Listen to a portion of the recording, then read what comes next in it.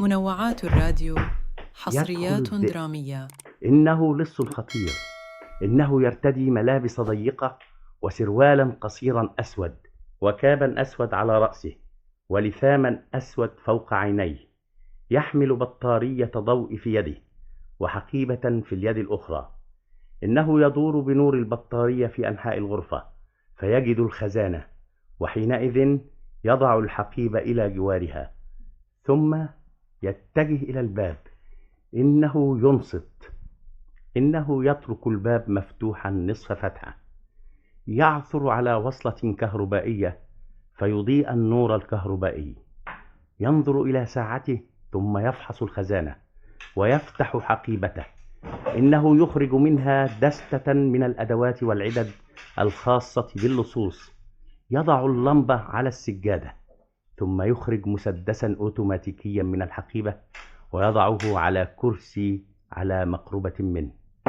اللص الآن عاكف على الخزانة. يدخل جي سيدني ولكن اللص لا يلحظه في الحال. من هذا؟ ارفع يديك. أنت لص؟ من تظنني أكون؟ عازف بيانو؟ قلت ارفع يديك. وهو كذلك إنه لأمر حقيقي بحق السماء. أنا الذئب. ها؟ انتبه جيدا. اجلس هنا، وإذا أصدرت صوتا فسأطلق عليك رصاص. كنا نتحدث يا صديقي العزيز أثناء الغداء بأن شيئا لم يقع أبدا في هذا المكان وها هو يقع الآن. أتعني حقا أنك اللص العالمي المشهور بالذئب؟ طبعا إنني الذئب. سيكون عيد ميلاد من أجلنا. يقول الناس دائما إننا من أقدم الأسر وأشدها جمودا، وأن حادثة ما لم تقع في محيط أسرتنا، فنحن لا نهرب بزوجات الآخرين أو بأموالهم أو بأي شيء آخر. لا نلمع أبدا، وتنقضي الأعوام ونحن لا نخرج عن نطاقنا أبدا. لا نظهر في الجرائد، ولا تقع لنا حوادث من أي نوع منذ مئات السنين. لا لصوص ولا رصاص، لا شيء سوى حفلات الزواج وحفلات التأبين. لكن كل هذا قد تغير الآن. ما الذي جاء بك هنا؟ أقسم إنك لم تسمع صوتي بالمرة. مجرد صدفة. تناولت عشاء جيدا في الليلة الماضية وشعرت بالعطش، فجئت أطلب بعض الماء بالصودا. ارفع يديك. أوه يا صديقي العزيز، لا تكن سيئا، لا تعتبرني عدوا. إنك حر في هذا المكان القفر، حر بحق. ليتك تعلم أنك ستضيء عيد ميلادنا وتوقظنا كلنا. لقد جئت تبدد ما نحن فيه من ركود، وهذا هو الجانب الفني في المسألة. أليس كذلك؟ أتعرف كلمة السر لهذه الخزانة؟ أقسم لك بشرفي إنني لا أعرفها. كان بودي أن أجنبك المتاعب. إن اللورد فقط هو الذي يعرفها. لقد وضع فيها هدايا الكريسماس الخاصة بالأسرة، وجئت أنت في طلبها، أليس كذلك؟ بلى. حسنا، عليك بها. إن اللورد لن يفتقدها. إنه لا يستطيع أن يكون غنيا لهذه الدرجة الهائلة كما تعلم.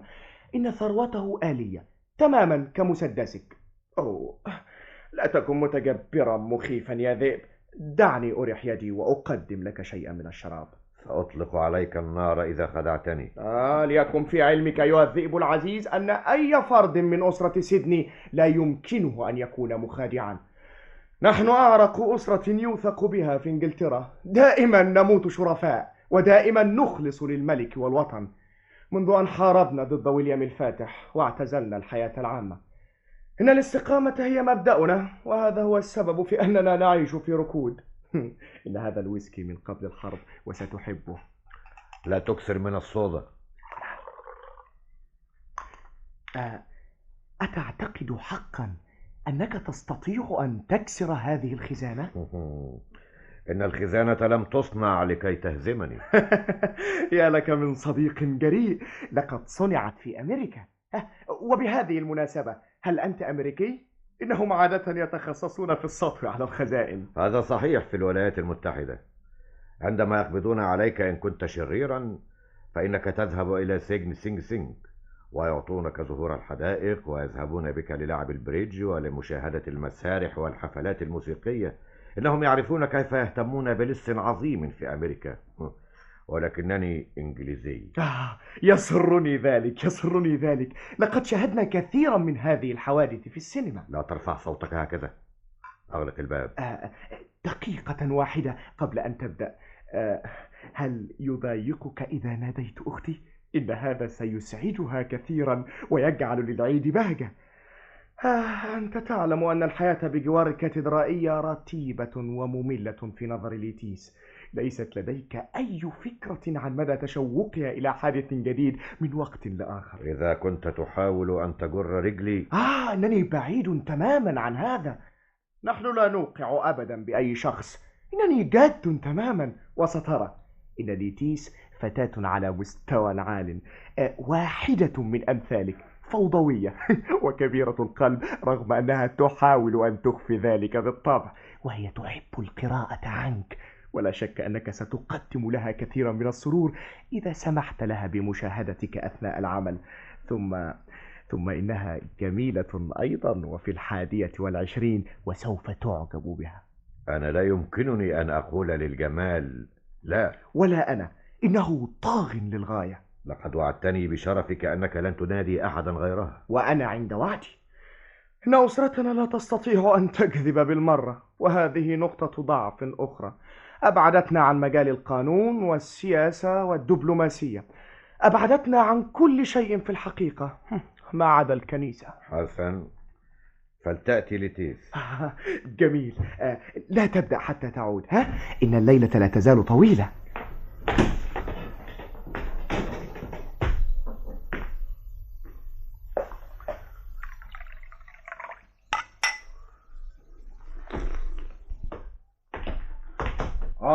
أنت أيها الكلب. مكانك. ظننت أني سمعت شيئا. كلمة واحدة سأطلق عليك رصاص. أطلق الرصاص. عليك اللعنة. لصوص قتله. أيها العجوز، سأكمم فمك. أيها الخدم العجائز المخلصون للأسرة، إنكم شياطين. لم أكن أعتقد أن أحدكم متيقظ حتى الآن. أختي ليتيس، الذئب اللص الشهير جاء يطلب هدايا الكريسماس التي أحضرها اللورد. يا له من شجاع. إن هذا لشيء مثير. كيف حالك أيها الذئب؟ أتظن أنك ستنجح في فتحها؟ لماذا؟ إن العزيز العجوز بريستون هنا. ما الذي جاء بك بحق السماء؟ أتسمح لي أن أفك قيوده يا ذئب؟ وسوف يخلد إلى الهدوء. إنه مجرد خادم لنا. إنني واثقة من أن بريستون كان يعتقد أنه كان يؤدي واجبه. إنه رجل من طراز عتيق ومتعصب ضد تقسيم الملكية. إن أمثالكم يقسمون الملكية بطريق، وأنا أتولى تقسيمها بطريق آخر. بالضبط، هذا صحيح تماما. لكن ما هذه الأدوات العجيبة؟ هذه عتلة؟ أجل، هذه العتلة مصنوعة من صلب خاص لا ينكسر ولا يلتوي. ها قد فككت لثامك يا بريستون. من الأفضل أن تحتسي كأسا وتذهب إلى فراشك أيها الرجل العجوز، فهذا هو الذئب المشهور الذي يتعقبه جميع رجال الشرطة في إنجلترا. وقد فضل أن يفرحنا الليلة. أليست هذه متعة؟ جاء يسرق الخزانة. إنها شجاعة طالب الإحسان فيما أعتقد. ليت لي أعصابا مثله. إن سيادة اللورد. لا تقلق أبي، وسيعرف الحكاية كلها في الصباح. سيكون هذا أشهر عيد ميلاد في حياته كلها. إذا لم تتركوني أبدأ العمل فورا فسأضربكم جميعا بالرصاص. وهو كذلك يا ذئب. لتبدأ بكل ما لديك من وسائل. كيف يحدث هذا يا سيدي؟ اسكت يا بريستون. اجلس وشاهد إذا لم تفضل الذهاب إلى الفراش. إن هذه أعظم لحظة في حياتنا إذا استطعت فقط أن تراها. لم يحدث شيء أعجب من هذا أبدا. إنه كابوس. سوف أستيقظ فورا. سوف تستيقظ في جهنم. إذا لم تغلق فمك فسأطلق الرصاص عليك. إنك لن تطلق الرصاص على بريستون، فهو مخلص لنا. أي كلمة أخرى سوف. ولا تعرفين كلمة السر يا لتيس؟ كنت أتمنى ذلك. أبي فقط هو الذي يعرفها. هل أسأله عنها؟ كلا. أريد أن أرى الذئب وهو يستخدم تلك الأدوات العجيبة. حسنا، سأحدث فجوة في الصلب الأصم. إنك لن تستطيع. إن الخزانة ضد الكسر، وكل ما ستفعله هو إحداث خدش بسيط. بريستون اسكت. مزيدا من الضوء، أريد مزيدا من الضوء. وهو كذلك. هذا أفضل، فلنبدأ العمل. إنها ثروة تستحق التعب يا ذئب، فهدايا أبي لا تقدر بثمن، فهو يترك العنان لنفسه في الكريسماس. إن هذا العمل سيقتل سيادة اللورد. أوه، لا تكن عاطفيا يا بريستون، إن أبي... شكرا لله، ها هو اللورد. يا للسماء جي، وأنت يا ليتيس، ما الذي يجري هنا؟ ومن هذا الشيطان؟ إنه الذئب يا سيدي اللورد، اللص العالمي المشهور الذي تتحدث عنه انجلترا كلها. الذئب في بيتنا المتواضع؟ كلا بالتأكيد، لابد أنه محتال يدعي ذلك. إنني الذئب بعينه. بحق السماء يبدو ذلك كأنه حقيقة. أراهن على أنك شيطان مريد لا يعرف الخوف إلى قلبه سبيلا. يسرني أن أراك، أنا لورد ريتشستر. جاء ليسرق هدايا الكريسماس، أليس هذا مدهشا يا أبي؟ كيف سمع بها؟ إن لي آلاف المصادر السرية التي تمدني بالمعلومات. أليس بريستون واحدا منها؟ يا إلهي، إنني أمزح يا صديقي بريستون، أنا واثق أنك لم تفعل شيئا من هذا القبيل. أخيرا جاء الذئب، جاء يسرق هدايا الكريسماس من خزانتي. شيء محير. كلمة السر، أسرع وإلا أطلقت عليك الرصاص. إنني لا أستطيع أن أقضي الليلة كلها هنا. لا يا ذئب، أعطني هذا المسدس، لا داعي لأن تمارس هذه اللعبة. إذا كنت الذئب الحقيقي فإنني واثقة من أنك ستفتح الخزانة حالا بهذه الأدوات الجميلة. هيا حاول معها ولا تفكر كثيرا في وجودنا. حسن، ليكن ذلك ما دمت تفهمين الأمر على هذا. أيزعم أنه يستطيع أن يفتح الخزانة بدون كلمة السر؟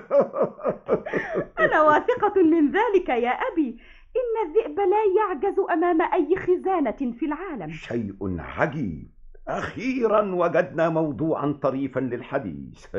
السيجار يا بريستون. تفضل يا سيدي اللورد. ابدأ العمل، سيكون هذا أعظم حادث يقع لأسرتي منذ أن هرب جدي الثالث مع عمتي أليس منذ 200 عام. أعطني سيجارا الكورونا. خذ، هذه أفضل يا صديقي. إذا كان هذا فخا فسأطلق الرصاص على جميع الموجودين. يا عزيزي، نحن لا ننصب فخاخا من أي نوع. السيجار غير معطر. إن التبغ الموجودة في علبتي معطر. بريستون. سيدي. أتى تسمع ما يقوله الذئب؟ اسمع يا ذئب. قد يسليك أن تعرف أن هذا السيجار قيمته نصف جنيه. كبريت يا بريستون. هل أستطيع أن أوقظ أمي؟ إنها لن تسامحنا أبدا إذا لم تشاهد ما نحن فيه الآن. أنت تعلم أنها متشوقة لأي حادث يبدد ما نحن فيه من سأم. إنها قسوة يا أبي أن نستمتع بمشاهدة الذئب وحدنا. فكرة رائعة يا ليتيس، ناديها حالا واطلبي منها أن تلبس الروب الثقيل وتضع الشال حول رقبتها. أعتقد يا ذئب أنك نادرا ما تحظى بمتفرجين يتذوقون أعمالك. إذا مارست مهنتك هذه المدهشة أمام الجمهور فسوف تكون من الأثرياء. لقد جمعت ثروة لا بأس بها. طبعا، ولكنك تمارس هذه المهنة لمجرد التسلية في هذه الأيام. إنني إذا تفوقت في عمل فلشد ما يسوءني أن أتوقف عنه. كم تساوي هذه الثروة التي تحتفظ بها في خزانتك؟ يمكنك أن تقول إنها تساوي 8,000 من الجنيهات. جميل. كل هذه العدد من أجود أنواع الصلب؟ إنني أستخدم الجيدة. طبعا، إنني أقول دائما أن أجود الأنواع هي التي تناسبني تماما. أين ستفتح الفتحة؟ هنا بلهب الأكسجين.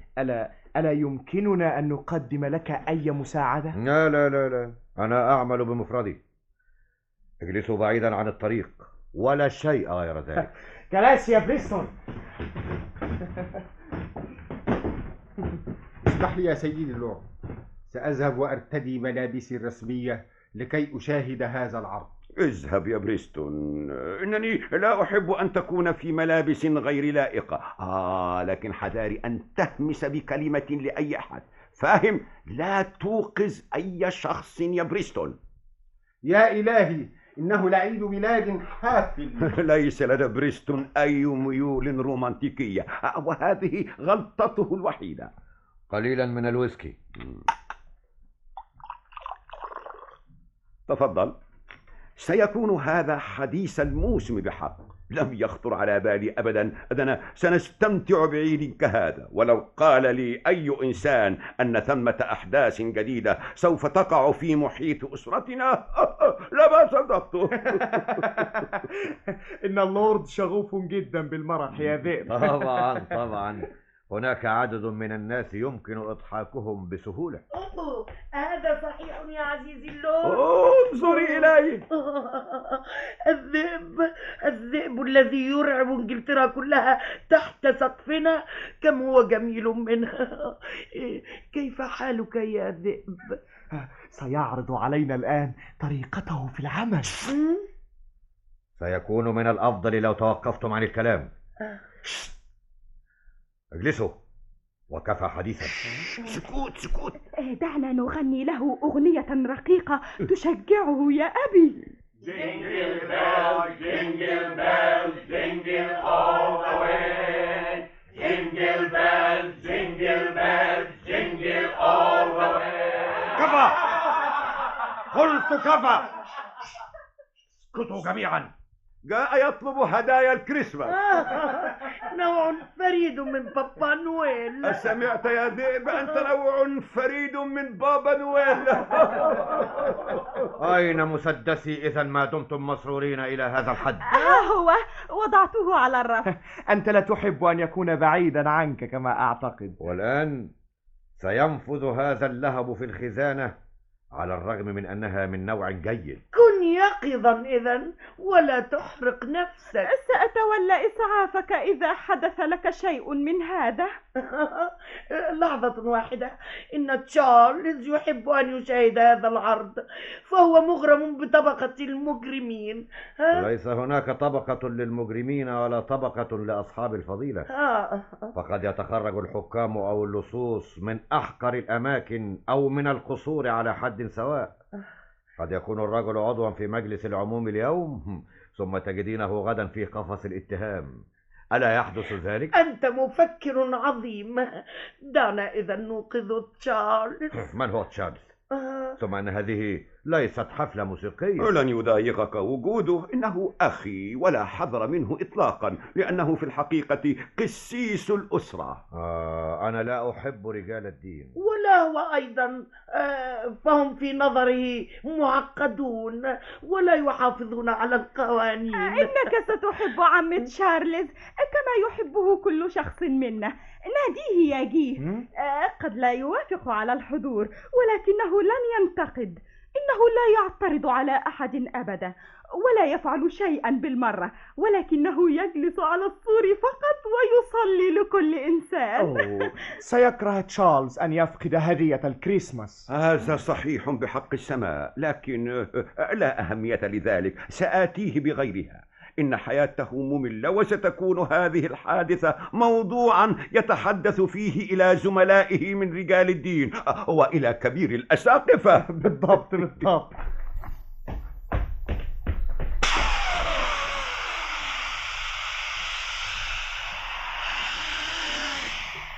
ها أنتم ترون الصلب يستسلم لحرارة الأكسجين الشديدة. عظيم عظيم، إنه يستسلم بالفعل. يجب أن أحصل على أنبوبة من الأكسجين قد تنفعني. من أين اشتريتها يا ذئب؟ هذا سر المهنة، ولكني قد أرسل إليك واحدة بدون علامة. أحقا يا عزيزي. منوعات الراديو، حصريات درامية. يا أمي، عدو يقظ عنيد. طبعا لو كان يعرف ما هو المجتمع على وجه التحقيق. إنني أمام شيء جديد في هذه الخزانة. شيء جديد، اختراع أمريكي فيما أعتقد. اجلس. لا تتركها تهزمك. قلت لك اجلس. إن الضجة هنا أكثر من اللازم. آسف، إنه عمل مثير يتطلب منك كل ذكائك. إنني لست ذكيا، ولكنني أحترم الأذكياء بدرجة كبيرة.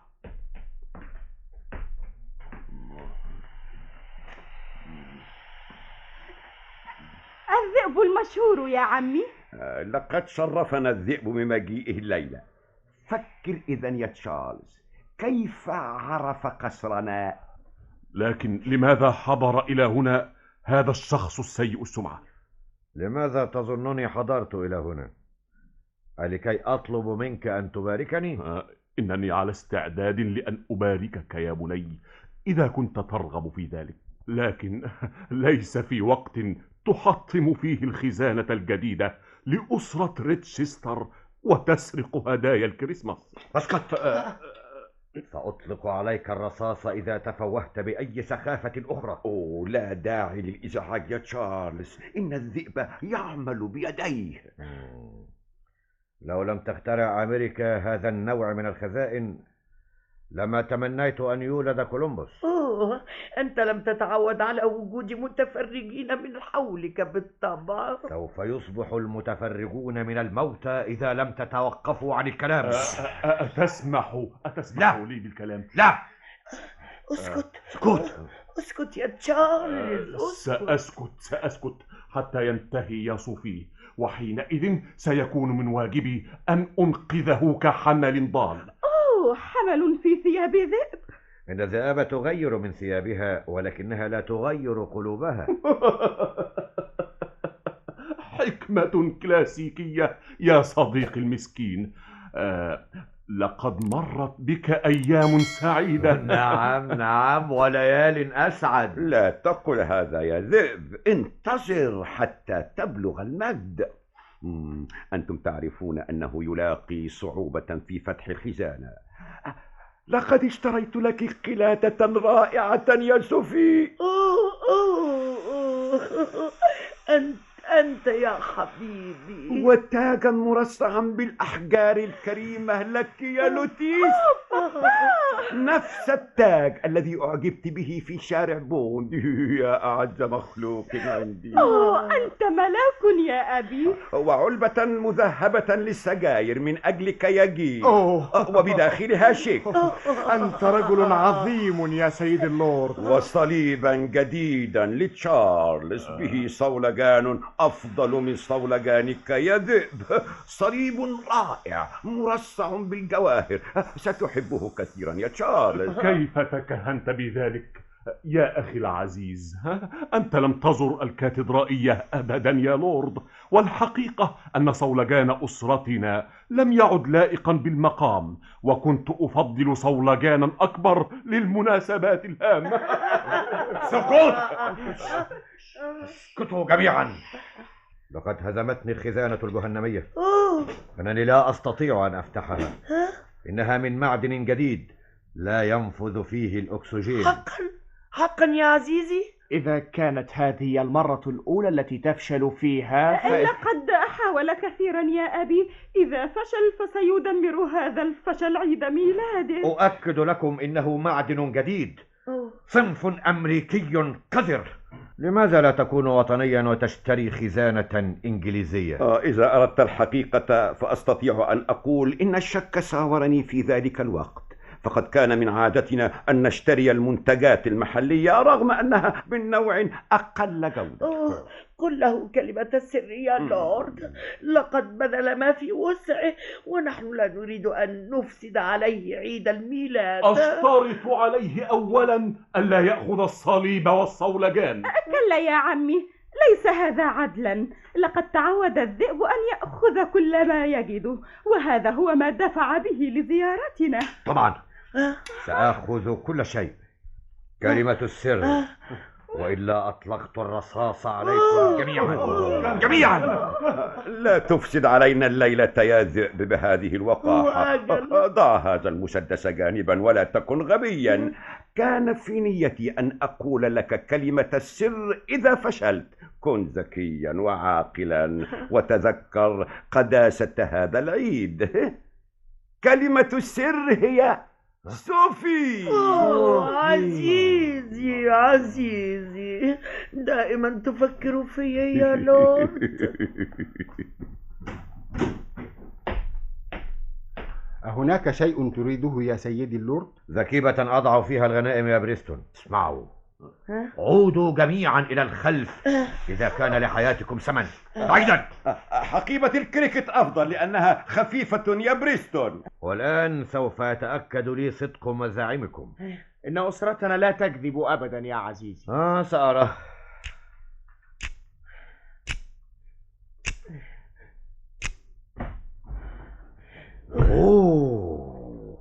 ما هذه؟ علبة؟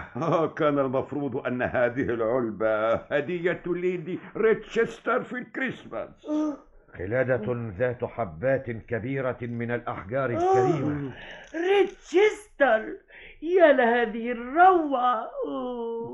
لم أكن أعرف أن هناك قلادة مثل هذه في العالم. ولا أنا. ليس لها مثيل يا عزيزتي، فقد كانت ملكا لإمبراطورة الصين وأرسلت خصيصا في طلبها من هناك. دع أمي تجربها يا ذئب، لابد أنها ستكون رائعة على فستانها الوردي. نعم، اسمح لي أن أضعها حول رقبتي لحظة واحدة يا عزيزي الذئب. ليس هناك أي باب للخديعة، تذكروا ذلك. خذي، ضع القلادة حول عنقك. سأطلق الرصاص على سيادتها إذا قمتم بأي تلاعب. لن تطلق الرصاص يا ذئب، احتفظ بهدوئك فأنت بين أصدقاء. صدقني وكن على ثقة من كلامها. مدهشة تناسبك تماما يا صوفي. أحد أمجادي. إن القلادة تجعلها أكثر شبابا. فعلا إنني أشعر بذلك. وتجعلني أنا أيضا أكثر شبابا. تساوي فيما أعتقد 1000 من الجنيهات. أكثر من ذلك يا ذئب، تساوي أكثر من لنرى ما هناك أيضا. عندما تمد يدك في الخزانة كأنك تغوص في أعماق البحر، أليس كذلك يا ذئب؟ تاج من الماس. هذا هو تاجك يا لتيس. حقيبة الكريكت يا سيدي. هاتها. إنه ينوي أن يأخذ كل شيء يا بريستون، الصليب القداسي الجديد وكل شيء. من الذي سيأخذه؟ هذا ما أريد أن أعرفه. بابا، إنه لعطف كبير منك. ألا تمس هذه السعادة الخالصة شغاف قلبك يا ذئب؟ اسكت، لقد جئت لنفس الغرض. دعها تجربه يا ذئب مرة واحدة. نعم، دعني أجربه يا ذئب لحظة واحدة. حسن، خذي بسرعة. إنني لن أستمر في هذا العبث طوال الليل. كم الساعة يا بريستون؟ 5:30. ليس هناك قطار خاص للعمال هذا الصباح، لكن يحتمل أنك رتبت نفسك على أن تأخذ قطارا خاصا. اسمع، إذا تهكمت مرة أخرى فسأطلق عليك الرصاص. لقد جئت في سيارتي وسأعود بها.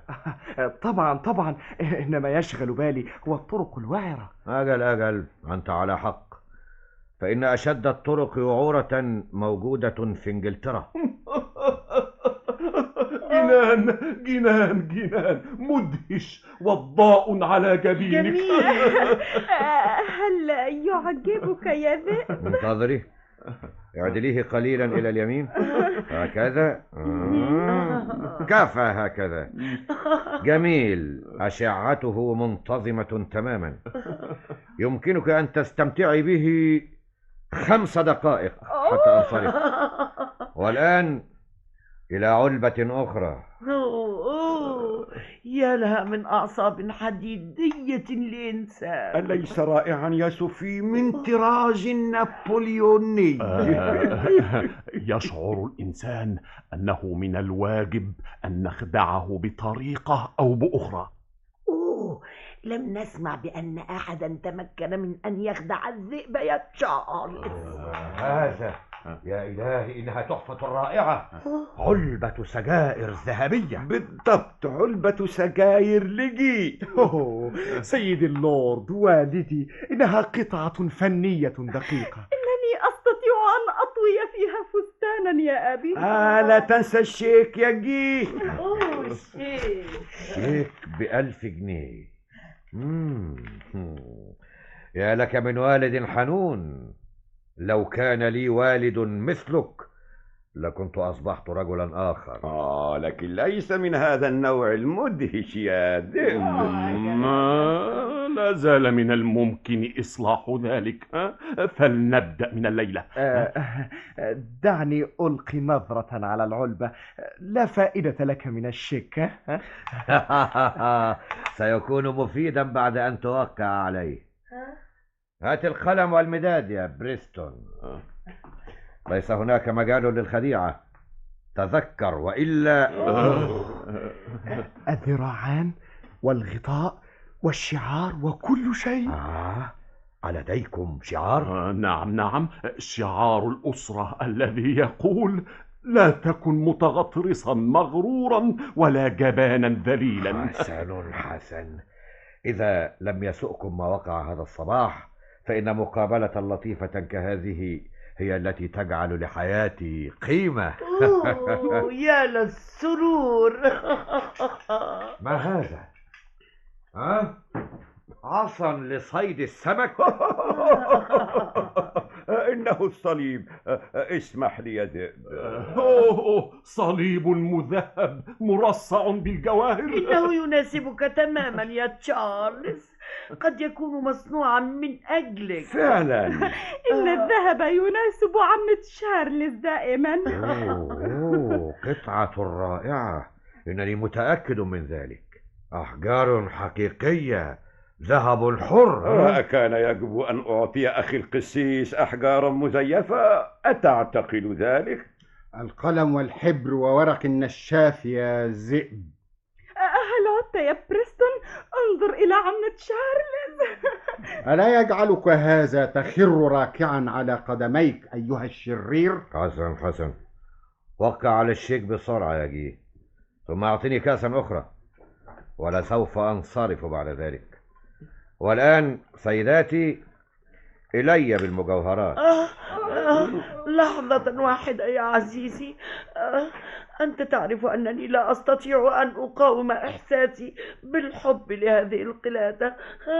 إنني امرأة عجوز، وقد لا أعيش عاما آخر أستمتع فيه بمثل هذا الكريسماس، وأشعر أن مثل هذه الأحداث العجيبة لن تتكرر.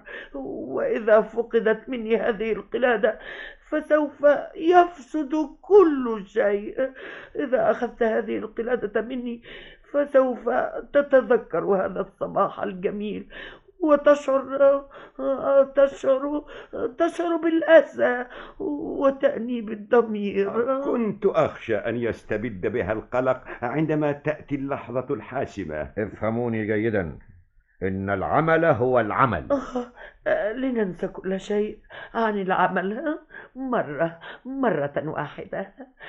إنك إذا أخذت قلادتي فسوف تفكر مرتين في هذا الأمر، وتشعر أنك لا ينبغي عليك أن تترك قيود العمل تطغى على فرحة الناس. إنك كثيرا ما تفعل هذه الأشياء السخيفة. لقد كانت لك أم ذات يوم.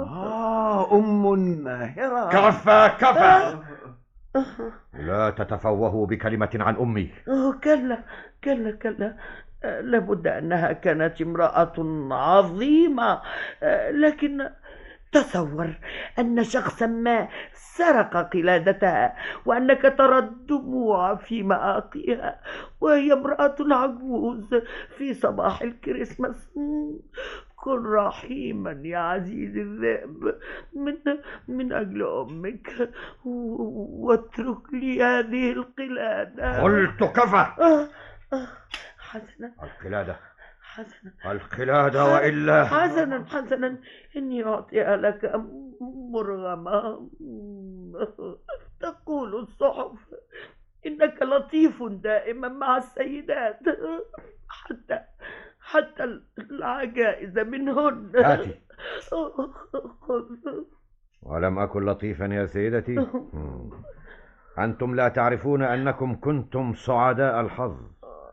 كان من المحتمل جدا أن تكونوا جميعا موتى في صف طويل لو لم نكن في صباح الكريسماس.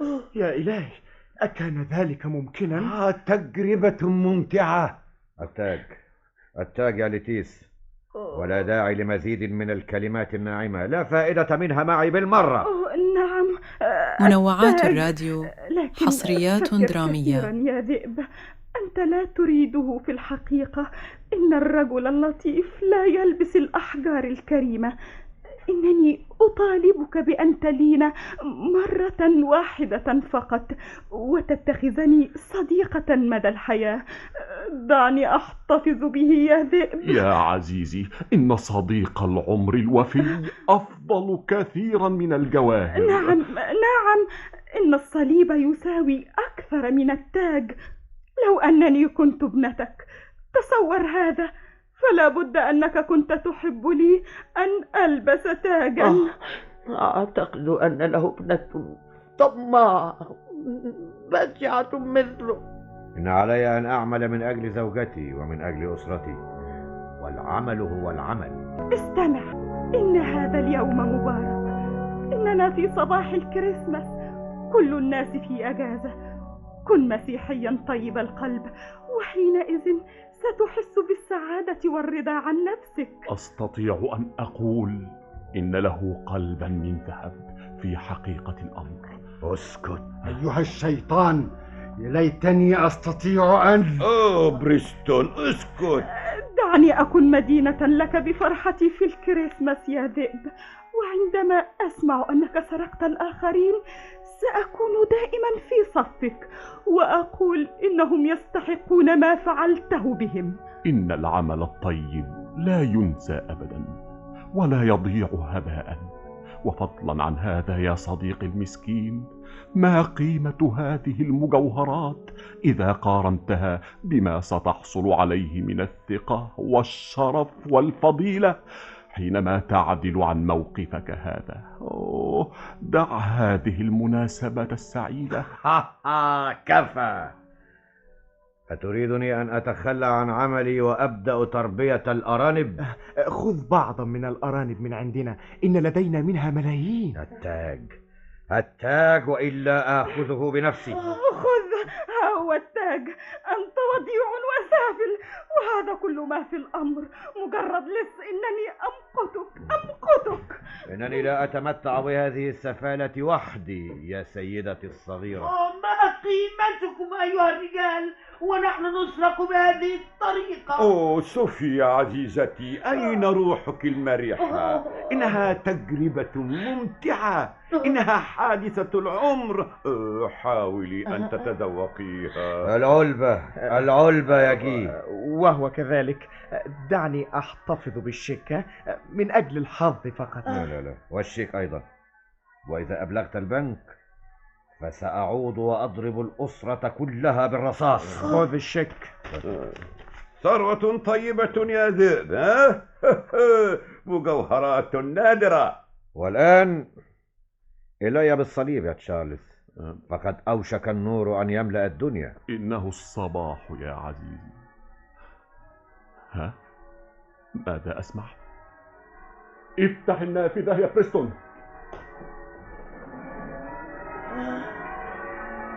أجراس الكاتدرائية القديمة العزيزة علي تدق في صباح عيد الميلاد العزيز.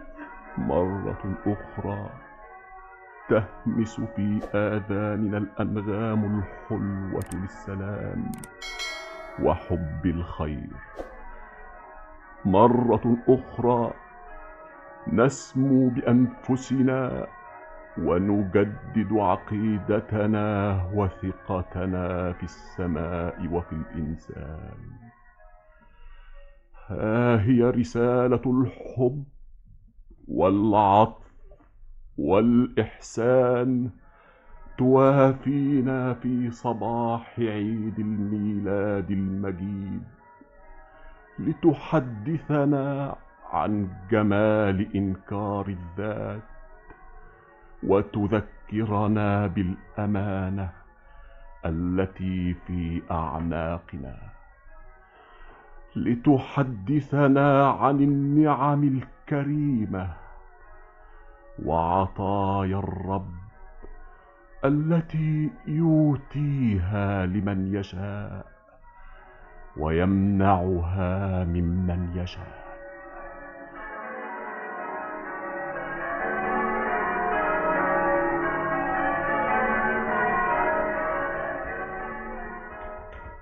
الصليب، الصليب يا تشارلز، أسرع. أجراس الكريسماس يا ذئب، أجراس الكريسماس. نعم، أجراس الكريسماس أيها القسيس. إن لدي أسرة تنفق الكثير، وأنا نفسي أنفق الكثير. سأحكي لك فيما بعد. خذ الصليب. هذا كثير على تشارلز يا صوفي. هل يمكن أن نفعل شيئا؟ لدي ورقة أخيرة. العباء إذا بحق السماء. لا تغلق الحقيبة يا ذئب، لا تغلق الحقيبة. لحظة واحدة، استمع إلي. يمكنك أن تحصل على ثروة أكبر من هذه بكثير جدا. أنا واثق من أن ضميرك سيؤنبك إذا أخذت هذه الثروة التافهة وتركت ثروة أخرى ضخمة هائلة. يقول المثل القديم: إن عصفورا في اليد خير من عصفورين على الشجرة. يا صديقي العزيز، إنني أعرف شجرة مليئة بالعصافير النادرة التي يمكنك أن تستولي عليها بلا أدنى تعب. احزم حقيبتي يا بريستون. هناك ديك سمين ينتظرني في البيت يا تشارلز. ولكنك تترك ديكا آخر يساوي 500,000 من الجنيهات يا ذئب. أين؟ استمع إلى ما سأقوله لك. استمع. هل سمعت عن أسرة والوبي المليونير الأسترالي؟ ومن الذي لم يسمع به؟ إن هذا المليونير جارنا الثاني مباشرة، وهو يملك قصرا فخما يمتد 3 أميال. وعندما تداعت الكاتدرائية القديمة دعوته لأن يعيد بناءها، فرفض بشكل قاطع. وها هي الأقدار تبعث بك لكي تعاقبه على بخله. اسمع. إن ثروته تقدر ب10 ملايين. ولكنه شخص سافل مغرم بالخديعة، وهو يحتفظ بجزء من ثروته على هيئة مجموعة مدهشة من الأطباق الذهبية في حجرة طعامه. وهذه الأطباق تساوي 200,000 من الجنيهات. ثم تجد في حجرة الاستقبال خزانة بها 500 قطعة ذهبية من القطع الصينية القديمة. كل قطعة منها تساوي أكثر من 1000 من الجنيهات. هذا كلام تقوله الآن؟ لا، إنني واثق مما أقول. نحن على معرفة بالمليونير، وقد عرفنا المكان منذ عهد بعيد. كان يسكن فيه قوم مهذبون. ذات يوم إنني أعرف كل شبر في القصر. هناك نافذة صغيرة على الجانب الأيمن للممر الرئيسي الذي ستدخل منه. والمهم في الأمر أن أسرة والوبي جديدة على القصر، وقد جرت العادة أن الذين يقيمون في منزل جديد لا يفكرون في اللصوص. طبعا طبعا طبعا، وقد تكون أنت منهم. سوف تتناول أسرة المليونير طعام العشاء معنا الليلة. إن والوبي لا يأكل شيئا إلا من يد الطباخ الفرنسي الذي هرب وتركه، وقد أخذتنا به الشفقة ودعوناه للعشاء عندنا لكي يجرب طباخنا. حقا حقا سيأتي هنا الليلة؟ بالطبع بالطبع، وكل أسرته. أما الخدم فيعيشون في ناحية أخرى من القصر. ستجدهم مشغولين بالكريسماس. فاهم؟ من 8 حتى 11 سيكون القصر تحت رحمتك. مناسب تماما. بالضبط بالضبط بالضبط. وستحصل على ثروة طائلة تقدر بمئات الألوف بدلا من هذه الجنيهات المعدودة. وأكثر من هذا، فإن الذئب بمهارته الفائقة يستطيع أن يستغل ثروة والوبي بطريقة مدهشة. لكن ليكن في علمك يا ذئب، إذا أخذت مجوهراتنا فسوف نخبر المليونير فورا، وسيتخذ احتياطه الضروري، وحينئذ ستضيع منك فرصة العمر. إنك لن تكون الرجل العجيب الذي سمعنا عنه إذا فضلت هذه المجوهرات التافهة على ثروة المليونير التي لا تحصى. سوف نعطيك عربتنا الكبيرة لكي تحمل الغنائم إلى المدينة. شكرا شكرا، سأرتب كل شيء بنفسي. لن تذكروا شيئا مما حدث للمليونير، مفهوم؟ إن وعدنا شريف يا عزيزي ولا همسة. حسن حسن، إنني آثق فيكم.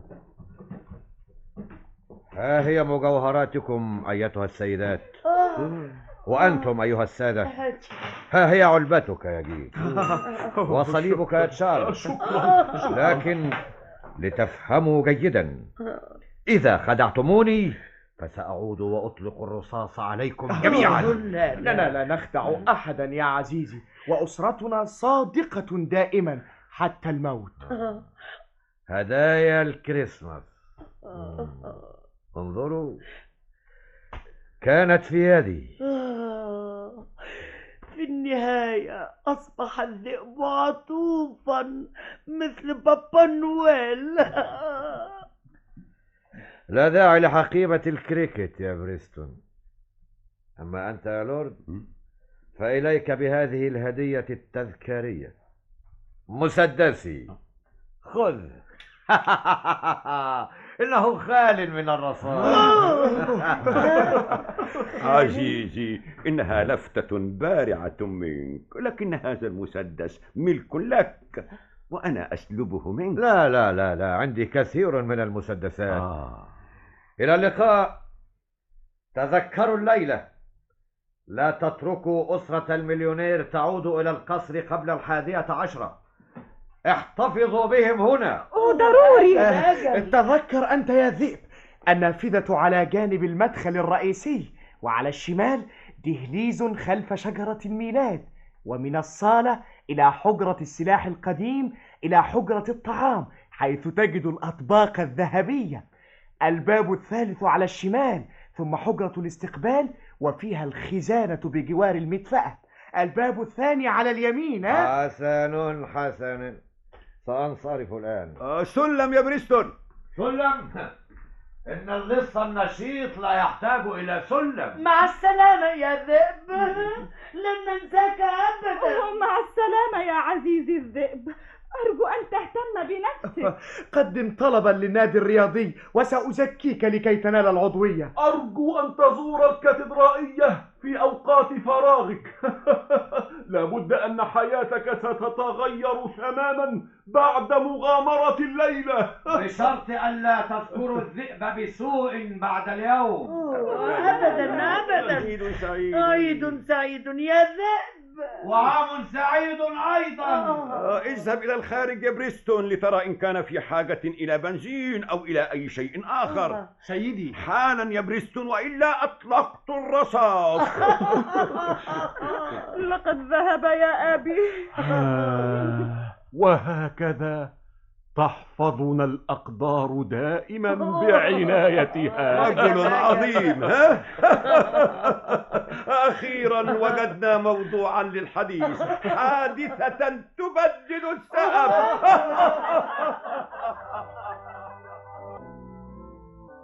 اللص وهدايا عيد الميلاد، تأليف إيدن فيليب بوتس. الخطيئة الأولى، تأليف جورج برنارد شو. اجلسي. أنا أرجوك لا تفعل. أوه، لا تكن فظيعا. أرجوك يا مستر لان، أرجوك أعدني ألا تكن فظيعا. لست فظيعا يا ميسيس جونو، وسوف لا أكون فظيعا. إني أحبك، وهذا كل ما في الأمر، وتغمرني سعادة لا توصف. هل ستكون حقا طيبا؟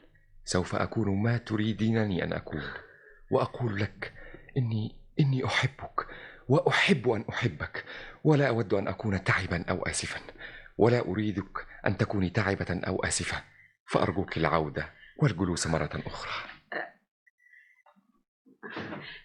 هل أنت على ثقة من أنك لا تريد شيئا لا يليق بك أن تريده؟ متأكد جدا. كل ما هنالك أني أريدك. لا تنزعجي. إني أحب أن أريدك، وطالما عندي الرغبة فعندي سبب للبقاء حيا، لأن القناعة موت. نعم، ولكن الدفاع عن الانتحار أمر لا يمكن مقاومته. ليس معك. ماذا؟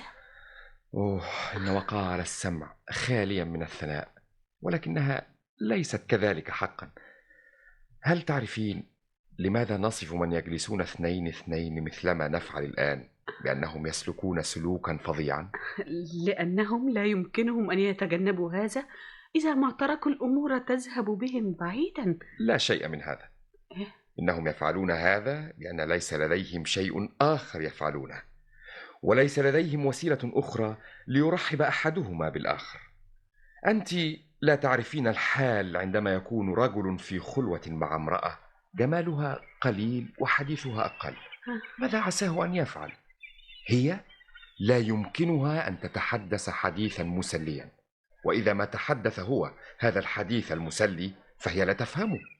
هو لا يمكنه النظر إليها، وإذا ما فعل فإنه يكتشف أنها ليست جميلة، وقبل أن تمضي 5 دقائق يتولى كل منهما ضيق شديد، ولا يوجد إلا شيء واحد فقط يمكن أن ينقذ الموقف، وهو ما تسمينه فظيعا.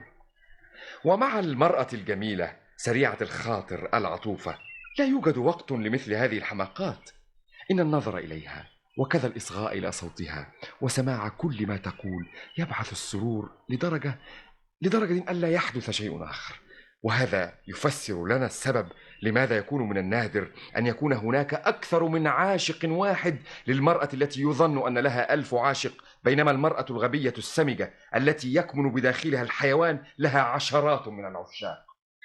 إني لأعجب. إن الصدق الخالص أن الإنسان عندما يحس الخطر يتحدث كمجنون ليبعد عن نفسه شبحة. إن الإنسان لا يرغب قط أن يدرأ عن نفسه الخوف، لأن الخطر منوعات الراديو، حصريات درامية. نحن نكلف بالخطر، ولكن اللذة الحقة تكمن في الهرب منه في النهاية. لا أظن أننا جميعا سوف نتحدث عنه ثانية، فإن الخطر لا بأس به عندما نجد منه مهربا، ولكن في بعض الأحيان لا يكون له هذا الوقع. وإني لا أحدثك في صراحة بأني لا أستشعر الطمأنينة كما تفعل إذا كنت حقا تشعر بالاطمئنان.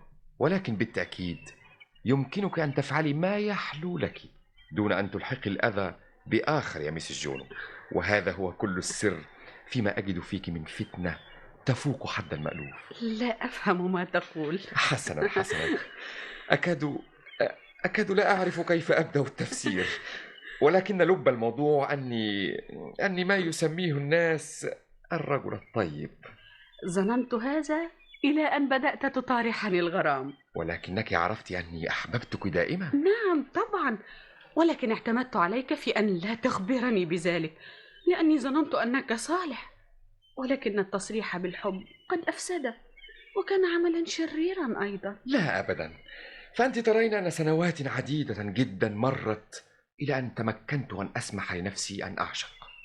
إني أعرف كثيرات من النساء الفاتنات، ولكن أسوأ ما في الأمر أنهن جميعا متزوجات.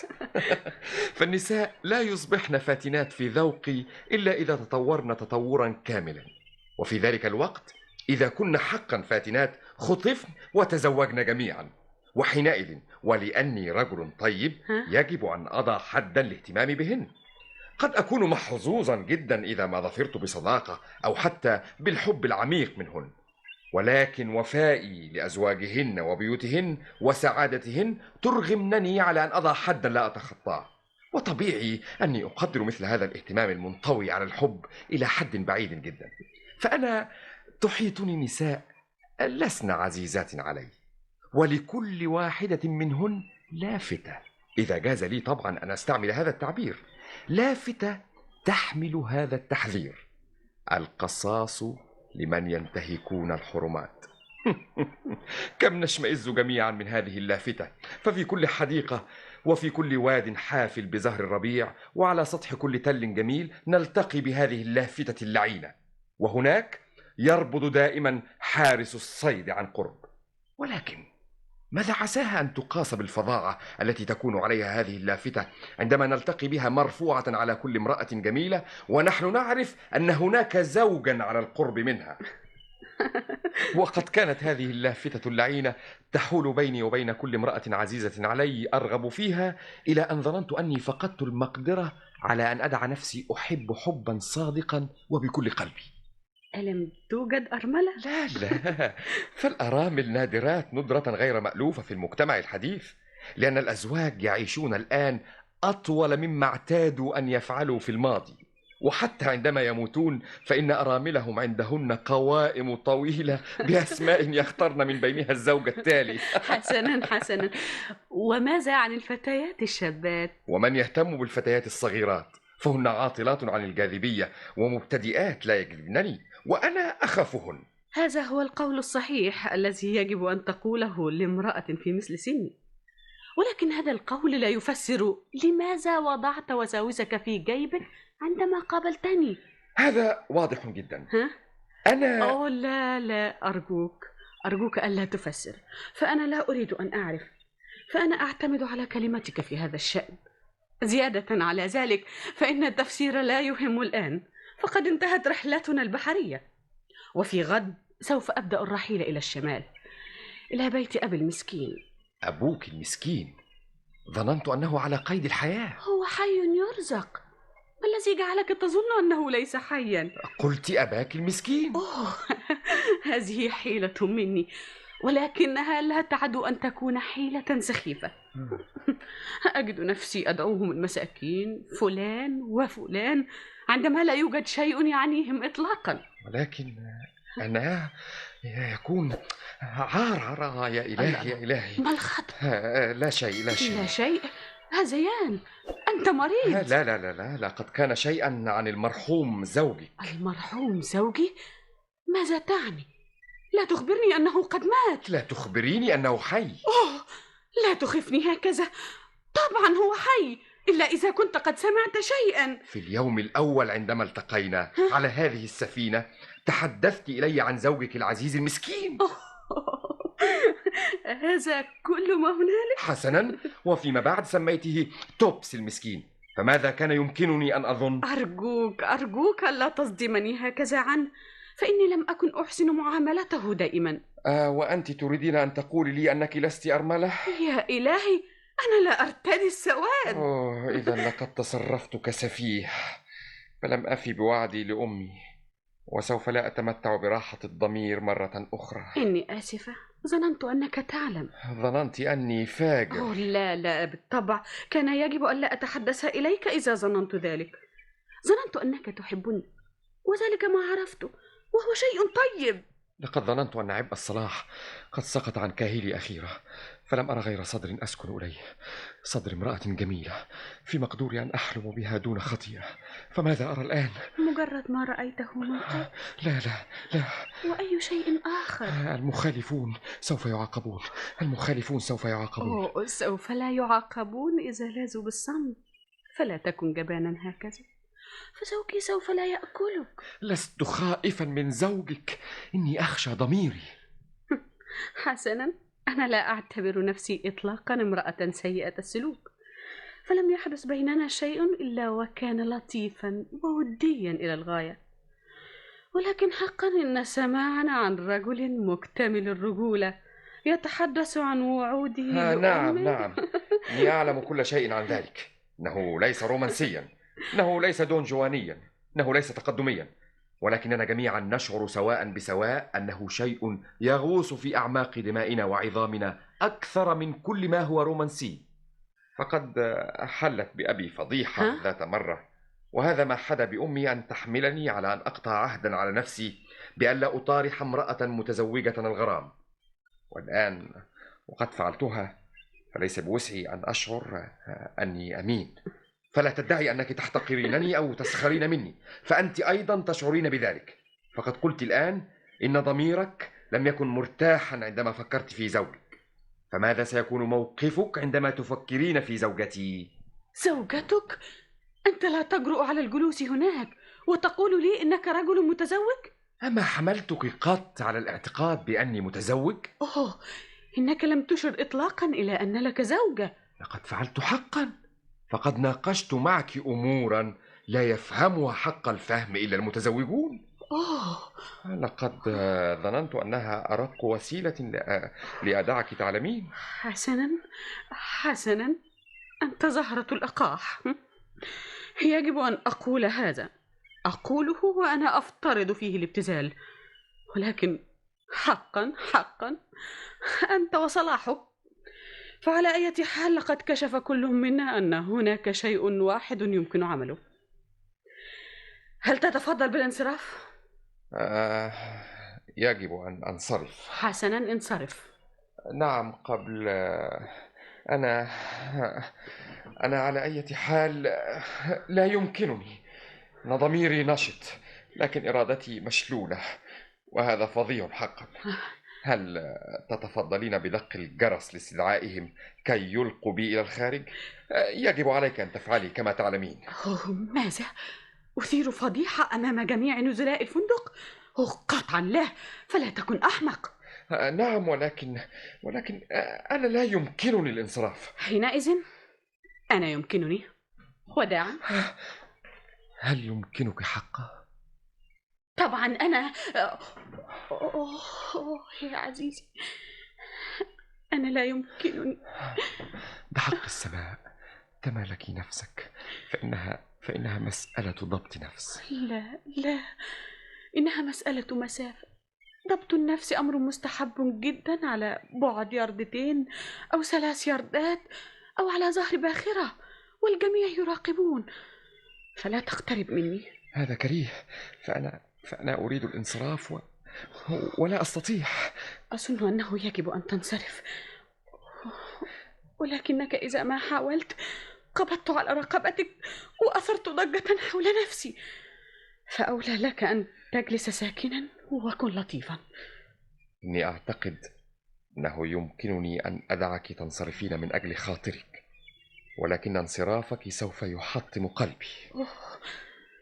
لا أريد أن أحطم قلبك، فأنا لا أحتمل التفكير في بقائك هنا وحيدا، كما أني لا أحتمل التفكير في البقاء وحيدة في مكان آخر. فهذا غباء، وهو سخف شديد عندما يحتمل أن نكون سعداء. وأنا من جانبي لا أريد أن أكون شريرة أو فظة، ولكني أحبك كثيرا، وأريد أن أكون محبة وأن أكون إنسانية. يجب أن أرسم خطة. لك ما تريد يا عزيزي. أخبرني، هل تحبني حقا؟ لا أعني هل تهواني، فقد تهوى خادمة المنزل. لا، أوه نعم، لا بأس من أن تفعل، فماذا عسى أن يهم ذلك على أي حال؟ هل أنت مغرم بي حقا؟ هل نحن صديقان أم رفيقان؟ هل تأسف إذا أنا مت؟ أوه لا تفعلي. هل كان ما بيننا لهو مألوف لا طائل وراءه؟ مجرد دعابة على ظهر باخرة؟ أوه لا شيء رديئا كهذا أو مبتذلا أو خطأ، فإني أؤكد لك أن مقصدي لم يكن إلا أن ألقى منك قبولا، ولقد تملكتني هذه الرغبة دون أن أتنبه إليها. وكنت مسرورا إذ تركتها تتزايد؟ لقد تركتها تتزايد لأن لافتة التحذير لم تكن قد رفعت بعد. هل تعبأ لي هذه اللافتة؟ أنا مغرمة بسيبثورب مثلما. سيبثورب؟ ومن عساه أن يكون؟ سيبثورب هو الاسم المسيحي لزوجي، فلم يعد من اللائق أن أدعوه توبس أمامك. هذا الاسم له وقع شيء يشرب، ولكن ليس من حقي أن أضحك، فإن اسم المسيحي غريغوري له وقع شيء مسحوق. هذا هو شأن الرجال. أنا أمنحك أحر مشاعر قلبي وأصدق عواطف الصداقة، بينما أنت لا تفكر إلا في نكتة سخيفة. إن هذا التهكم خليق بأن يجعلك تنساني. أنساكي؟ أوه لو أمكنني. إذا أمكنك هل تفعل؟ لا، إني أفضل الموت أولا. أوه إني أمقت نفسي. إني فخورة بنفسي، فإنها لسعادة كبرى أن يكون الإنسان مستهترا. هل بوسع الرجل أن يكون مستهترا؟ إني لا أعجب. أوه لا، أنا لست مستهترا، فإني أعلم ما أنا فاعله. إن ضميري متيقظ. أين نشوة الحب، حمى الحب، جنون الحب الذي يجعل الرجل يظن أنه فقد الدنيا بأسرها من أجل المرأة التي يهواها. أما أنا فلا أظن شيئا من هذا القبيل. أنا أرى أن الأمر لا يستحق هذا العناء. إني أعلم أن هذا خطأ، فلم أكن في حياتي أكثر فتورا مني الآن. إنها طريقة عملية أكثر من أي شيء آخر. ولكنك لا تستطيع مقاومتي. يجب علي، يقدر بي. يا حبيبة قلبي، يا كنز الثمين، لا سوف نأسف لهذا. يمكننا أن نغفر لأنفسنا. هل نستطيع أن نغفر لأنفسنا إذا ما تركنا هذه الفرصة تفلت من أيدينا؟ إني أحتج إلى النهاية وأعارض هذا، فقد دفعت دفعا إلى هو. إني بريء. هذا الفرح الجامح وهذا الحنان البالغ. منوعات الراديو، حصريات درامية. مشاعري في الصميم، ولكن كل هذا عاجز عن أن يخضع عقلي أو يفسد ضميري الذي يجأر للسماء بأني شريك غير راغب في هذا السلوك الثائر. إني أنكر هذه النعمة التي تملئينني بها. دعك من ضميرك، خبرني كم أنت سعيد. لا، إني أذكرك بواجبك، ولكن سوف أقدم لك حياتي بكلتا يدي إذا كان يمكنك أن تخبريني أنك تحملين لي شعورا يساوي جزءا من مليون من الشعور الذي أحمله لك. نعم، اكتفي بهذا القدر ولا تسألني زيادة. ودعني أنصرف. لا أقدر، فليس لدي الإرادة. إن شيئا أقوى من كلينا يحكم هنا، فليس هناك في السماء ولا في الأرض ما يمكنه أن يفرقنا. أنت تعرفين هذا، ألست تعرفينه؟ لا تحملني على أن أقولها. طبعا أنا أعرف. لا شيء، فلا الحياة ولا الموت ولا العار ولا أي شيء آخر بقادر أن يفصلنا. حسنا، يجب أن تكون هي. لقد وقعت الواقعة. لقد كان ذلك صوت زوجي. مستحيل، إنه مجرد وهمنا المذنب. هذا هو الطريق إلى الأريكة، فإني أعرفه. يا للسماوات العظيمة، كلانا مجنون، فإن هذا صوت زوجتي. سخف. كل هذا أضغاث أحلام. نحن أولئك هنا. اجلسي، إني واثق أنك متعبة. هذا صواب. مرحبا. هذه الأريكة دافئة جدا. هل هي؟ إني لا ألاحظ هذا. أظن أن الشمس كانت تسطع عليها. شعرت بها شعورا واضحا. إن ملابسي أرق من ملابسك كثيرا. إنه فرح وأي فرح. كم هو مريح أن نغادر السفينة وتكون لنا حجرة خاصة. إن أسوأ ما في هذه السفينة أن الإنسان يكون تحت المراقبة طول الوقت. ولكن لم لا؟ حسن، طبعا لا يوجد سبب. على الأقل أنا أفترض أنه لا يوجد، ولكن أنت تعرفين أن جزءا من قصة غرام يكون رحلة. إن الرجل يظل يتخيل أن شيئا ما سيحدث، وأنه ليس بمقدوره أن يفعل شيئا إذا كان هناك كثير من الناس حوله، وبالتالي لا يمكن أن يحدث شيء. إن الغرام يا مستر جونو أمر حسن على ظهر الباخرة، ولكن عندما تطأ قدمك أرض إنجلترا فهنالك تكون نهاية هذا الغرام. لا، صدقيني، هذا خطأ يقع فيه الأجنبي، فنحن أكثر شعوب العالم غراما، نحن الإنجليز. لماذا؟ لأن مجرد وجودي هنا قصة غرام. حقا؟ نعم. فقد خمنت طبعا أني رجل متزوج. هذا حسن، فأنا امرأة متزوجة. شكرا للسماء من أجل هذا، فإن العاطفة المشبوبة ليست عاطفة حقيقة بدون جريمة حب، وأنا رجل يجري في عروق دم فائر ولا حيلة لي في هذا. وإن مأساة حياتي أني تزوجت وأنا حديث السن جدا. تزوجت امرأة أغرمت بها غراما شديدا، ولم يكن لي حيلة في ذلك، وتاقت نفسي للعاطفة المحرمة، الشيء الحقيقي، الشيء الشرير. ومع ذلك فلم أعبأ مثقال ذرة بامرأة أخرى عندما كانت زوجتي بالقرب مني. ومرت سنة بعد أخرى، شعرت أن شبابي يولي دون أن أظفر بغرام في حياتي. فإن الزواج لا بأس به، ولكن ليس هو الغرام، ليس فيه خطأ كما ترين. يا لك من رجل مسكين، لابد وأن تكون قد قاسيت كثيرا. لا، فقد كان هذا هو المألوف، وأردت أن أشقى. فنحن نمل الحياة الزوجية السعيدة، إذ أن الزيجات السعيدة هي التي تنفصم عراها. وفي النهاية اتفقت أنا وزوجتي أن يأخذ كل منا إجازة. أليس لديكما إجازة كل سنة؟ نذهب إلى شاطئ البحر وما شابه. ليس هذا ما قصدنا إليه، قصدنا أن يأخذ كل منا إجازة من الآخر. كم غريب هذا. قالت إنها فكرة ممتازة، إن السعادة المنزلية قد جعلتنا بلهاء، وإنها أرادت إجازة أيضا. وعلى هذا قر عزمنا على أن ننطلق في سياحة حول العالم في اتجاهين متضادين.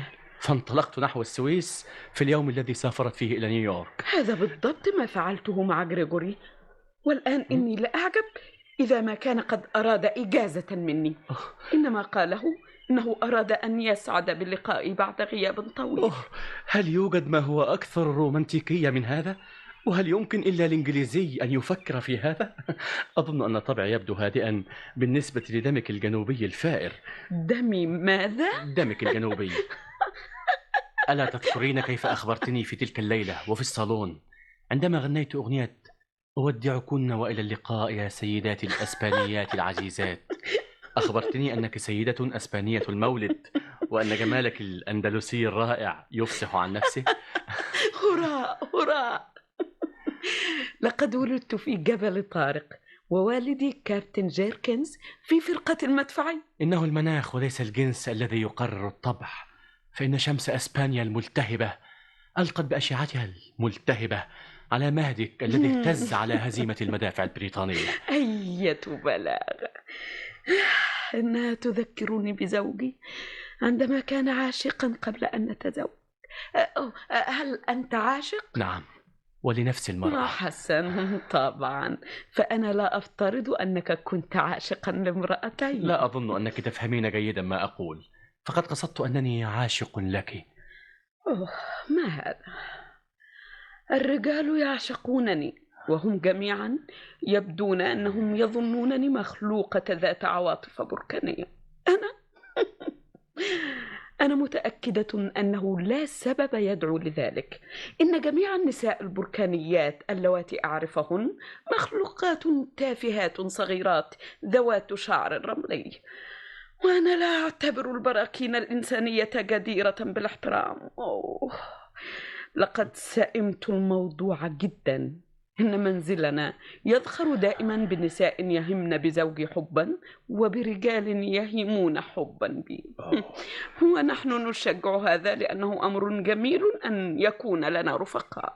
وهل زوجك جامد فاقد الحس مثله؟ أوه غريغوري.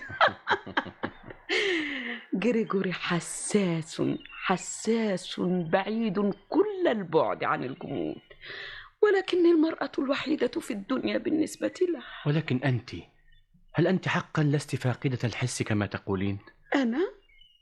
أنا لم أقل أبدا شيئا من هذا القبيل، فإني بالطبيعة لست فاقدة الحس، ولكن لا أعرف إذا ما كنت قد لاحظت أني ما يطلق عليها الناس صورة جميلة لامرأة. لاحظت؟ مسز لان، وهل أنا كنت قادرا أن ألحظ شيئا آخر منذ التقينا؟ هكذا أنت تفهم الأمور مثل بقية الرجال.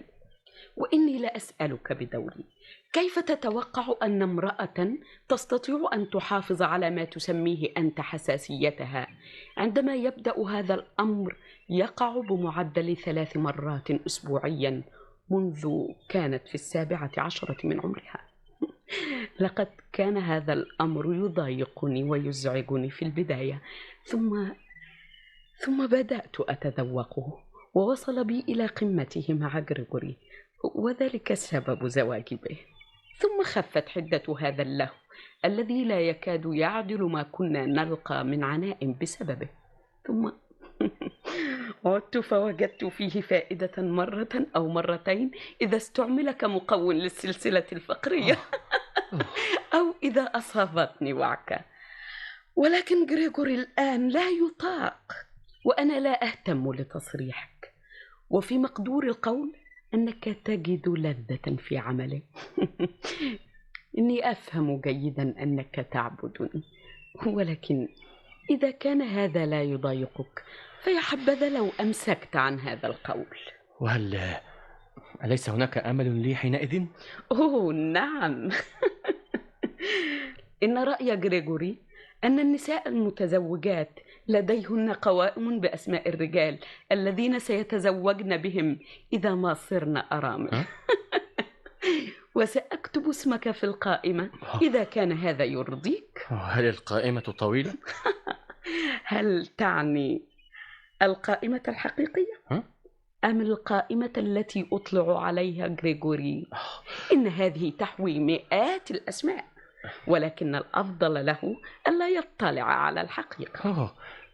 هل تتفضلين حقا بوضع اسمي في القائمة؟ قولي إنك ستفعلين. حسن، ربما أفعل. لا تبدأ تسيء استعمال هذا الامتياز. هل تسمحين لي باستعمال اسمك المسيحي؟ لا، فهو اسم طويل للغاية، وأنت لا تستطيع الاستمرار في مناداة امرأة تسمى سيرافيتا. سيرافيتا. جرت العادة أن ينادوني سالي في البيت، ولكن عندما تزوجت رجلا يدعى لن صار ذلك سخيفا بالطبع. هذه هي فكاهتي الصغيرة المحببة. نادني مسز لان للاختصار، ثم غير موضوع الحديث وإلا نمت. لا يمكنني تغيير الموضوع، فإنه ليس لدي موضوع آخر. فلأي غرض إذن وضعت اسمي في القائمة؟ لأنك محامي. وغريغوري محام أيضا. وقد تعودت أن يكون زوجي محاميا وأن يقول لي أشياء لا يقدر أن يقولها لأحد. هذا كل ما في الأمر؟ لا يمكنني أن أصدق أن صوت الحب قد أيقظك حقا في يوم من الأيام. لا، إنه يهدهدني لأنام. لا فائدة يا مستر جونو. إنما أنا بحاجة إليه هو الاحترام. هذا شأن أسرة جيركنز دائما. ألم تتحقق بعد أنه إذا لم يكن معظم النساء على هذه الحال فإن العالم ما كان ليتقدم كما يفعل؟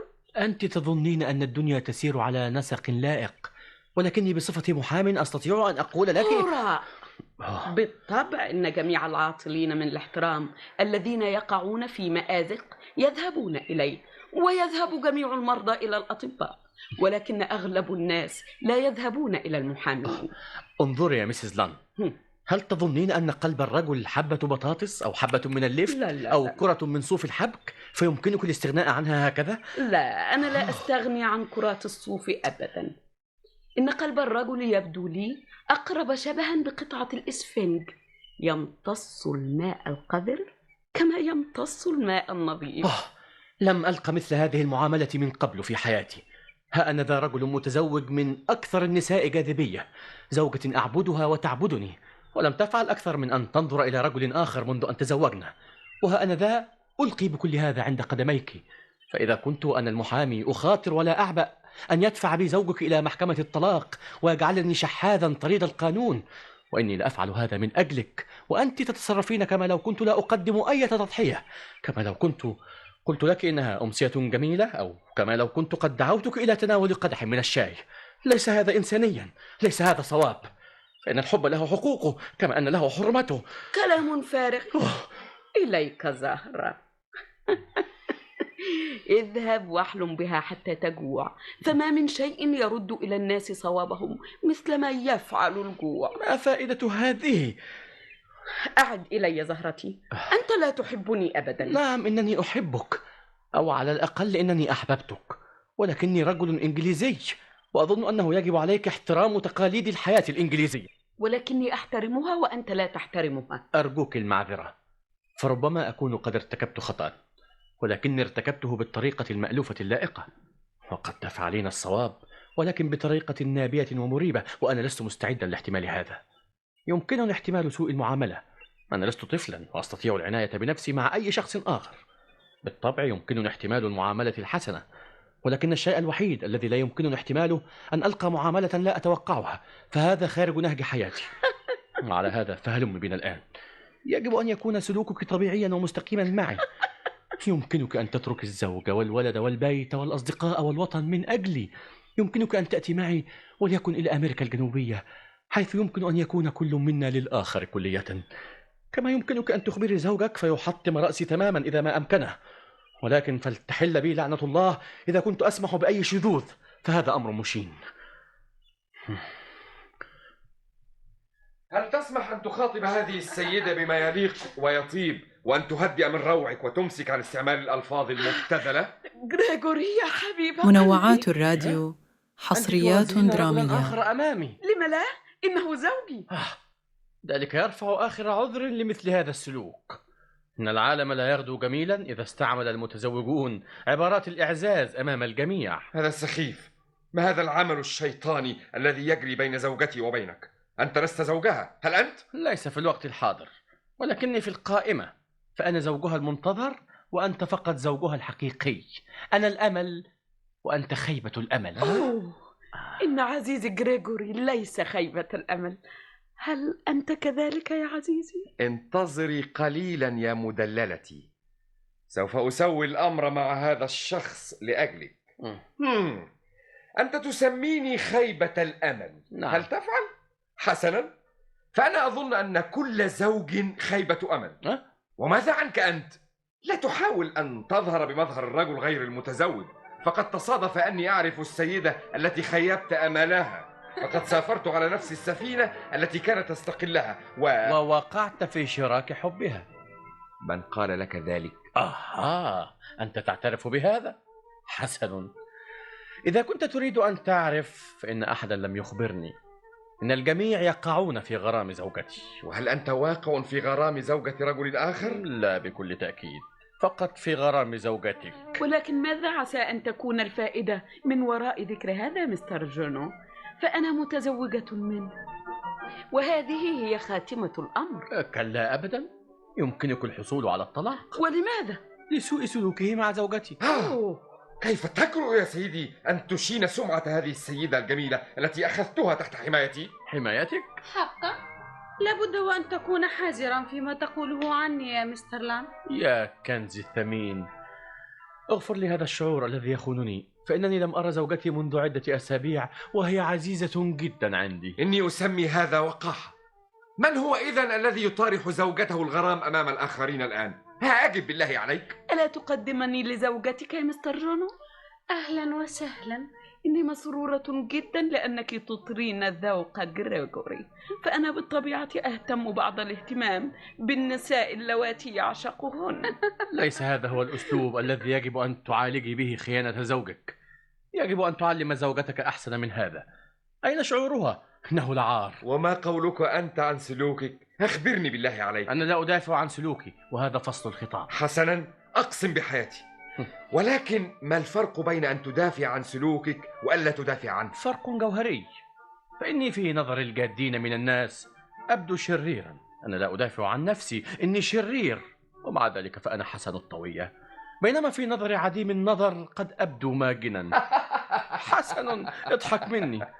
لقد استسلمت، ولكن يبدو أن مسز لان ليست لديها فكرة عني بالمرة، فهي لا تعرف إذا كنت أنا شريرا أم ماجنا. لا يبدو أنها تعبأ لهذا، فهي لا تتمتع بحاسة أخلاقية. وأنا أقول إن هذا ليس صوابا، وأكرر أني قد أخطأت، وأني على استعداد أن أقاسي لهذا. هل أخطأت حقا يا توبس؟ إني لا أذكر لك خطيئة. إن لي ذاكرة رديئة بصورة مذهلة للأشياء التافهة، ولكن أظن أنه يقدر بي أن أذكر ذلك إذا كنت تقصدني. أشياء تافهة؟ لقد عشقت وحشا. أنت لا تجرؤ على تسمية زوجتي وحشا. أرجوك ألا تفقد صوابك يا مستر لان، فإني لا أريد لحبيبي توبس أذى، وهو عاجز عن أن يدفع عن نفسه. حسنا، حينئذ لا تدعيه يفاخر بخطيئته مع زوجتي. يزعم له في هذا الشرف. لقد أخطأت عن عمد. إني مجرم، كما لو كنت أنا الذي قد ارتكب الخطأ، وأصر على طلب معاملتي كمذنب، لا أن تعاملني زوجتك أو زوجة أي رجل آخر كما لو كنت لم أفعل شيئا. لن أسمح بتحقيره. أرجو أن تتفضل يا مسز جونو بمرافقتنا والإقامة معنا، فأنت الآن وغريغوري صديقان. يا مسز جونو، هذه شهامة مجنونة. ألا تظن أنك قد قلت ما فيه الكفاية مستر جونو؟ هذا أمر يخص امرأتين، وعليهما أن يحسم هذا الأمر. فهل اصطحبت حبيب غريغوري في نزهة قصيرة على الأقدام على ساحل البحر، بينما نبحث نحن الاثنتان الأمر؟ إن غريغوري يحسن الاستماع جدا. لا أظن أن حديثا بين مستر لان وبيني يعود بفائدة ما، فلا يتوقع أحدنا أن يصلح الآخر. أنا بجانبك يا مسز لان. حقا؟ حسنا، إذا انتهى بك الأمر إلى ذلك. أنا بجانبك يا مسز جونو. الآن وضح أن كلانا مذنب سواء بسواء. معذرة، فإني لست مذنبا عن عمد. لا تغالط، فإنك كنت مذنبا عن عمد كما كنت أنا. لا، إني أفضل أن أصف نفسي مذنبا في الواقع لا مذنبا عن عمد. ماذا؟ لا حقا. نعم، إني أصرح أني مسؤول عن مقاصدي فقط، لا مسؤول عن الأفعال المنعكسة التي لا سلطان لي عليها. لقد وعدت أمي أني لن أكذب، وإني لن أقع في غرام امرأة متزوجة، وإني ما كذبت قط. غريغوري، إني أقول قط. ففي مناسبات كثيرة لجأت إلى المراوغة، ولكن في المناسبات العظيمة كنت أقول الصدق دائما، وإني أعتبر هذه المناسبة إحدى المناسبات العظيمة، ولن يحملني الإرهاب على نقض عهدي. وإني أعلن جادا أني لم أعرف حتى هذه الأمسية أن ميسيس جونو كانت متزوجة، وسوف تؤيدني عندما أقول بكل دقة وفي حزم أنه منذ تلك اللحظة كانت مقاصدي شريفة، ما لم يكن سلوكي ولا سلطان لي عليه شائنا، وحينئذ فإني غير مسؤول عنه. حسن، إني أحب هذا. حقا يا حبيبي، لا فائدة من أن تلوم جيرانك ما لم تكن أنت نفسك منزها عن اللوم. عندما تقولين يا حبيبي، هل لي أن أسأل أينا تخاطبين؟ حقا أنا لا أدري، فلشد ما تختلط علي الأمور. لماذا لا تترك زوجتي تقول شيئا ما؟ أظن أنه لا يجوز أن تدفع إلى المؤخرة على هذا الحال. إني لآسفة بكل تأكيد، وأرجوك المعذرة يا عزيزتي. لا أدري ماذا أقول. يجب أن أتدبر الأمر، فلقد كنت دائما أميل إلى الشدة من قبل، ولكن عندما وصل الأمر إلى هذا الحد لم أسلك كما كنت أظن أنه يقدر بي أن أفعل، ولم أقصد أن أكون شريرة، ولكن بصورة أو بأخرى فإن الطبيعة أو ما نختار أن نسميها الطبيعة لم تعر مقاصدي أي التفات. وأنا لا أظن حقا يا توبس أني كنت المرأة الوحيدة التي لك في الدنيا. حسن يا عزيزي، ظننت أن مسز لان هي المرأة الوحيدة التي لك في الدنيا. هي كذلك بوضع من الأوضاع، وهكذا الحال مع زوجتي. هل تظن أنك زوج خير مما أنا عليه؟ لا، لأنك لست خيرا مني. لقد اعترفت بخطئي بينما أنت لم تفعل. هل أنت آسف لذلك يا غريغوري؟ آسف؟ نعم آسف. أظن أنه قد آن الوقت لكي تعلن أسفك وتصلح ما بينك وبين مستر جونو قبل أن نتناول العشاء معا. سيرافيتا، لقد وعدت أمي. أوه، لا تهتم لأمك. أستميحك عذرا. الوعد وعد، وأنا لا يمكنني أن أكذب عن عمد. إني أعرف أنه يجب علي أن آسف، ولكن الحق الذي لا مراء فيه أني لست آسفا، وإني لا أجد في هذا الأمر بطريقة أو بأخرى أن هناك تفريقا مفجعا بين ما أعتنق من مبادئ أخلاقية وسلوكي الحقيقي. لا فجيعة إطلاقا في هذا، فإن سلوكك لا يهم ما دامت مبادئك لا غبار عليها. لا أهمية لسلوكك ما دامت مبادئك لا غبار عليها. ولكن سلوكك ليس على ما يرام ومبادئك لا غبار عليها. ماذا يرجى من مبادئك التي لا غبار عليها إذا ما كانت هذه المبادئ عاطلة لا تعمل؟ سوف تعمل هذه المبادئ يا سيدي إذا كنت تزاول فضيلة تضحية النفس. أوه نعم، إذا أنت تعرف جيدا أن تضحية النفس تتوقف عن العمل عندما نرغب في الحصول على شيء حقا. كم مرة ضحيت بنفسك؟ أجب أرجوك. أوه، كثيرا جدا يا غريغوري، فلا تكن فظا.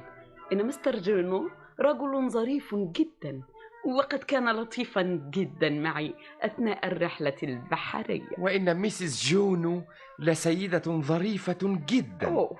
كان يجب ألا تكون، ولكنها لطيفة جدا. لماذا لا يجوز أن تكون لطيفة جدا؟ أجب بربك.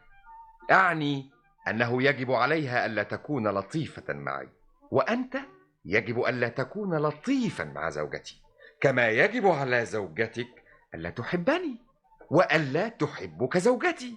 وإذا ما فعلتا وجب ألا تواصلا حبهما لنا، كما يجب علي ألا أحب زوجتك وألا تحب أنت زوجتي. وإذا ما فعلنا وجب علينا أن نكف عن حبهما، ولكننا نفعل. جميعنا يفعل، وينبغي ألا نفعل ولكننا نفعل. ولكن يا ولدي العزيز، إذا ما اعترفنا أننا قد أخطأنا فأين الضرر في هذا؟ نحن لسنا كاملين، ولكن ما دمنا نضع المثل الأعلى أمامنا. كيف؟ باعترافنا أننا قد أخطأنا. حسن، حقا يجب أن أتناول طعام العشاء. هذان الرجلان بأخلاقهما ووعد كل منهما لأمه، وباعترافه أنه على خطأ، وباقترافه الذنوب وعذابه من أجل هذه الذنوب، ثم هجوم كل منهما على الآخر، كما لو كان هذا يعني شيئا بالنسبة لهما، أو كما لو كان أمر يهمهما. كل هذه الفعال تثير أعصابي. أوه مسز جونو، إذا تفضلت بأن تكوني طيبة جدا يا عزيزتي وتأخذي الزوج العاطفي مني من آن لآخر، فإني سأكون لك أكثر من شاكرة، فإني واثقة أنه يمكنك احتمال عواطف الرجال أكثر مني. وأنا من جانبي سأبذل قصارى جهدي لأدخل السرور على قلب زوجك الممتاز عندما تجدينه يضايقك. إني أعتبر هذا تعدد أزواج. أرجو ألا تسمي الأشياء البريئة بأسماء مهينة يا مستر جونو. بماذا تسمي سلوكك الشخصي؟ أقول لك إني قد صرحت. أي فائدة نجنيها من حديثنا هذا؟ أرجوكم ألا نعود لهذا ثانية. سوف أصرخ إذا قلت هذا ثانية. حسن، إن لم تصغي إلي ما هو الموقف الآن بالضبط؟ إني أعي ماذا نحن صانعون الآن. بماذا تنصح يا مستر جونو؟ إني أنصح لك بالطلاق من زوجك. أتريد لي أن أجر زوجتك إلى ساحة القضاء حيث أفضحها؟ لا، لقد غاب ذلك عني، معذرة، ولكني حتى هذه اللحظة كنت أظن أني متزوج منك. إني أفضل ألا نفكر فيما مضى وعفى الله عما سلف. ميسيس جونو، سوف تغفرين لي ألا تفعلين؟ لماذا تجعلين لحظة نسيان تنغص علينا كل حياتنا المستقبلة؟ ولكنها ميسيس لان هي التي يجب أن تغفر لك. دعك من هذا، فقد نسيت. إني أشعر بسخف هذا الموضوع. إني أشعر بالجوع. هل تتضايقين حقا يا ميسيس لان؟ عزيزتي ميسيس جونو، إن غريغوري أحد هؤلاء الرجال الكلفين بزوجاتهم الخانعين لهن، إنه أحد هؤلاء الذين يجب أن يكون لهم 10 زوجات، فإذا ما انتزعته امرأة لطيفة من يدي ليوم أو ليومين ومن آن لآخر فإني سوف أعرف لها حسن صنيعها وأكون شاكرة لها. أوه سيرافيتا، أنت تسرفين في إيلامي. أنت تستأهل كل ذلك. أكنت تظن أن ذلك هو الوضع الصحيح إذا ما كان يؤلمني كل الألم؟ وأنا هل سأنتزع ثيسورب من يديك أيضا يا مسز لان؟ هل تظنين أني أسمح بهذا؟ لقد صرحت أنك قد اقترفت ذنبا يا توبس. ما الفائدة إذا كنت تسمح أو لا تسمح بعد ذلك؟ أنا لا أعترف أني قد اقترفت ذنبا، ولكني أعترف أن ما قد فعلته كان خطأ. هل يمكنك تفصيل الفرق؟ إنه فرق واضح إلا للبلهاء، لأنك إذا قلت لي إني قد اقترفت ذنبا فإنك تهينني، ولكنك إذا قلت إن ما فعلته كان خطأ فإنك ببساطة تثير مشكلة أخلاقية. وإني لأقول لك في وضوح إنك إذا قلت إني اقترفت ذنبا فعليك أن تنازلني، وفي الحقيقة فإنه على أي حال من الأحوال يجب أن نتبارز. أنا لا أرغب في ذلك على التحديد، ولكني أشعر أن إنجلترا تتوقع هذا من كلينا. لن أنازلك، لأن زوجتي سوف تقاسمني الهزيمة إذا ما هزمتني، وإذا ما هزمتك فإنها سوف تعطف عليك وتحتقرني لشراستي. لا تقل هذا طالما نحن بشر ولسنا حيوان رندير أو طيرا داجنا. إذا فكر رجلان في النزال من أجلنا فلن نتمكن من الحديث حديثا دمثا إليهما مرة ثانية. وزيادة على هذا فإنه لا يمكن لأحدنا أن يهزم الآخر، فكلانا لا يعرف النزال، وكل ما هنالك أن كل منا سيصبغ عين الآخر بالسواد ونصبح أضحوكة للناس. أنا لا أعترف بذلك، فإن كل إنجليزي يمكنه استعمال قبضة يده. أنت إنجليزي؟ هل يمكنك استعمال قبضة يدك؟ ما أظن ذلك، ولو أني لم أحاول ذلك من قبل إطلاقا. أوه، لم تقل لي أبدا إنه لا يمكنك النزال يا توبس. ظننت أنك ملاكما ممتازا. يا عزيزتي، لم يحدث أني أعطيتك من الأسباب ما يحملك على مثل هذا الاعتقاد. كنت دائما تتحدث كما لو كان ذلك أمرا مفروغا منه. إنك ذكرت في أشد الاحتقار الرجال الذين لا يركلون الآخرين إلى أسفل الدرج. حسن، أنا لا يمكنني أن أركل مستر لان إلى أسفل الدرج، لأننا الآن في الدور الأرضي الآن. ألا يمكنك أن تقذف به إلى الميناء؟ ها؟ هل تريدين أن يقذف هو بي أنا إلى الميناء؟ أوه لا، كل ما أريده أن يرى توبس أنه يعرض نفسه لسخرية صريخة. نحن جميعا نعرض أنفسنا للسخرية. حسن، إذا كنا لا ينازل أحدنا الآخر فأنا أصر على الأقل على عدم تحدثك إلى زوجتي ثانية.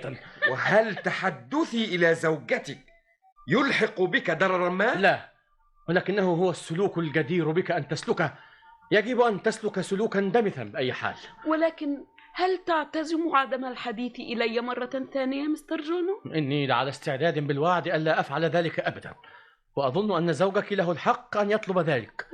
فإذا ما تحدثت إليك بعد ذلك فلن يكون خطأ، ولكن سوف يكون إخلالا مني بالوعد، وسوف لا أحاول الدفاع عن سلوكي حينئذ. سوف أتحدث إلى زوجتك كلما سمحت هي لي بذلك. لا اعتراض لي على تحدثك إلي يا مستر لان. إذن سوف أتخذ خطوات.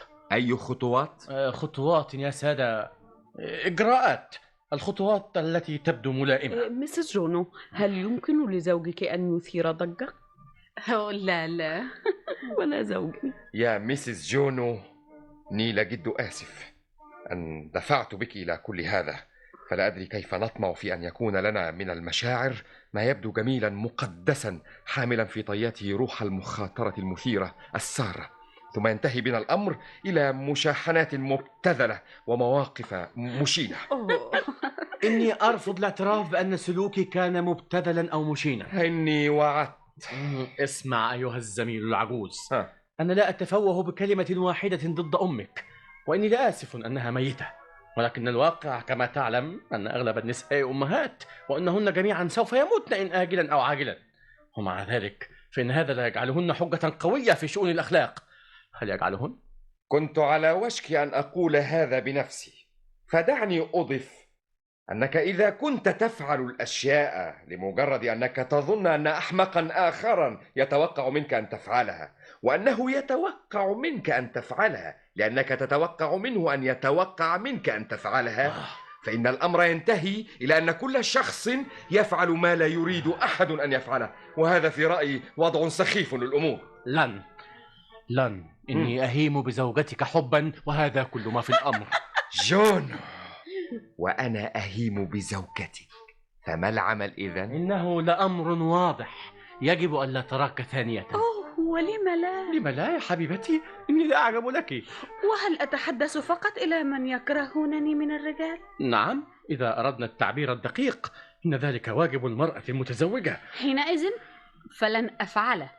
هذا سخيف، فإني أفضل أن أحب وأن يهيم بي الناس عشقا. إني أحب أن يعشقني كل من حولي. إني لا أريد أن أرى أو ألتقي بمن لا يحبني. ولكن هذا أشنع فساد خلقي يا عزيزتي. لا أقصد أني سأتخلى عن لقائك يا مستر جونو، فأنت تدخل السرور على قلبي كثيرا. أنا لا أود أن يحبني أحد، فإن هذا يضجرني، وإني أحب أن يدخل الناس على قلبي السرور. آمل أن نلتقي كثيرا، ولكني آمل أيضا أن لا ندافع عن سلوكنا. إن هذا لا يحتمل، فقد طال الأخذ والرد. فهل ما زلنا في حاجة إلى الاستمرار في هذا العبث؟ لا أدري بماذا تسمين العبث. العبث هو ما تفعله، فأنت تعبث الآن، وإن مستر لن يعبث. ألا يمكننا الاعتراف بأننا بشر، وأننا قد انتهينا من هذا الأمر؟ لقد اعترفت بكل شيء، فأنا... إذن كف عن هذا العبث. هذا هو صوت الناقوس يعلن مؤذنا بوقت العشاء. شكرا للسماء. هلموا لنذهب جميعا ونتناول طعام العشاء. غريغوري، اصحب مسز جونو. بكل تأكيد يجب أن أصحب ضيوفنا إلى قاعة الطعام وليس زوجتي فحسب. حسن. منوعات الراديو، حصريات درامية. هي زوجته؟ طبعا. أرجوك المعذرة، فأنا مرتبك بصورة تدعو إلى اليأس. هلمي معي يا ميسيس جونو. يبدو أنك خائف جدا مني. إني أعبدك. لقد قلت لميسيس جونو إني أعبدها. نعم يا عزيزي، إنها حبوبة. والآن يا سبثور. لقد دعوتني سبثور، فشكرا لك. أظن أن سلوك لن يبرر لي تماما السماح لك بعمل هذا. نعم، أظن أنه يمكننا الانصراف الآن. سيرا فيتا، أعبدك عبادة تفوق كل تعبير. سبثور، أنت تدخل السرور على قلبي بما يفوق كل وصف. هيا بنا يا عزيزي، هيا بنا.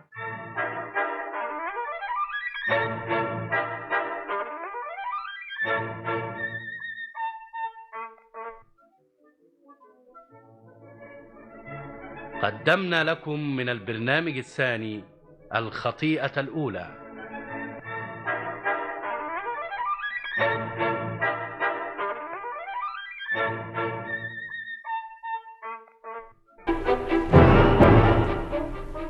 ساعة الحساب من تأليف الكاتب الإيطالي لويجي برانديلو، بطولة جلال الشرقاوي.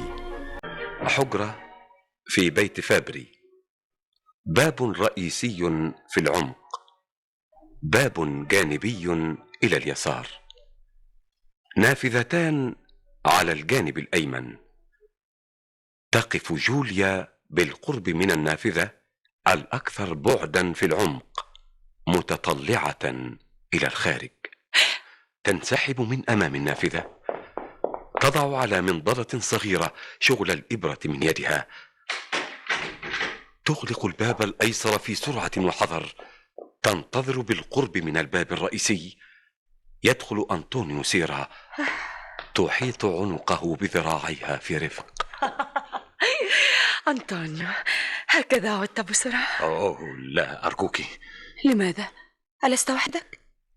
أين تركت أندريا؟ عدت قبله الليلة. لماذا؟ لداع ما، جد بالفعل جديد يقتضي وجودي هنا في الصباح في عمل. لم تذكر لي شيئا عن ذلك، وكنت تستطيع إخطاري. ماذا جرى؟ ماذا جرى؟ أخشى أن يكون أندريا يشك فينا. أندريا؟ كيف عرفت؟ هل انفضح أمرك؟ لست وحدي، بل كلانا على الأرجح.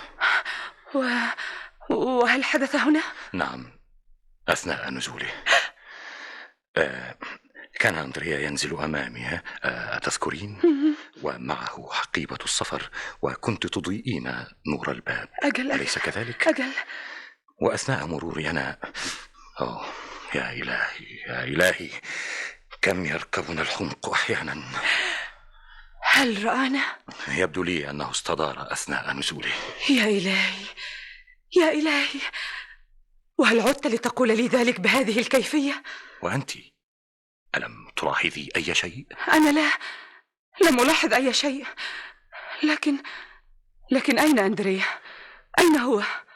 قولي لي، هل كنت قد بدأت أنا في النزول حين ناده عليك؟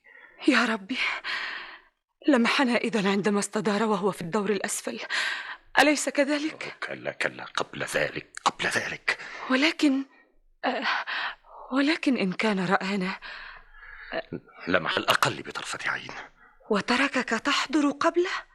أهذا ممكن؟ أأنت متأكد تماما أنه لم يستقل قطار العودة؟ متأكد تماما، كل التأكيد. قبل 11 لا توجد رحلات من المدينة إلى هنا. هو على وشك الحضور.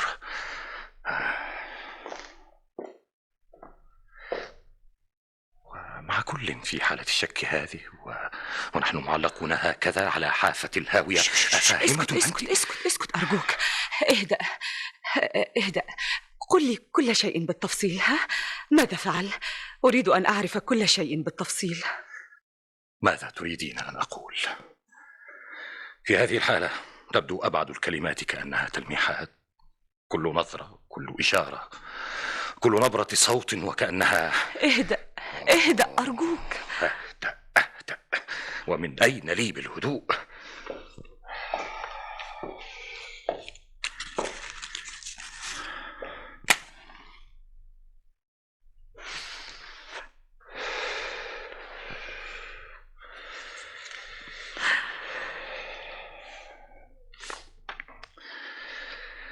هنا،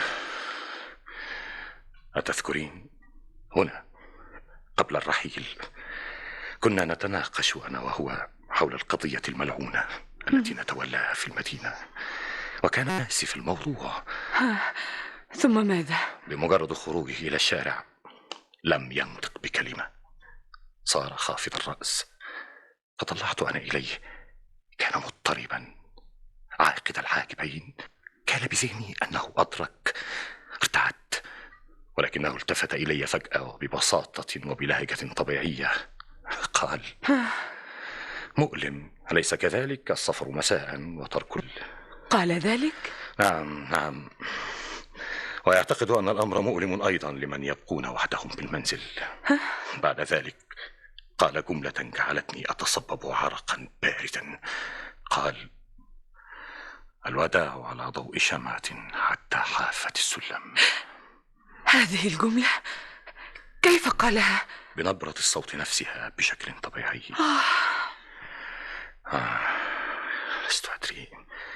لست أدري لعله كان يتعمد ذلك.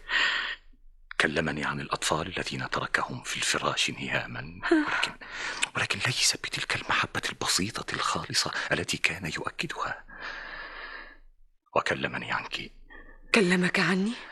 نعم، لكنه كان يراقبني. وماذا قال؟ إنك تحبين أطفالك حبا كما. ألم يقل أي شيء آخر؟ في القطار عاد للحديث عن القضية التي نتولاها، وسألني عن المحامي جوري إن كنت أعرفه. أراد أن يعرف من خلال الأسئلة إن كانت له زوجة. وكان يضحك، وهذا مثلا شيء ليس له أي علاقة. ربما كنت أنا الذي... اسكت. أنا؟ عفوا يا سيدتي، ألا أذهب لإحضار الأطفال؟ الأطفال؟ نعم نعم، ولكن انتظري قليلا. ألن يعود سيدي اليوم؟ توجهت العربات منذ قليل إلى المحطة. الساعة الآن 11:10 بالضبط. صحيح. يا إلهي، بهذه السرعة. انتظري قليلا يا أنا، سوف أقول لك متى تذهبين. سمعا وطاعة يا سيدتي. في هذه الأثناء سأتم إعداد المائدة.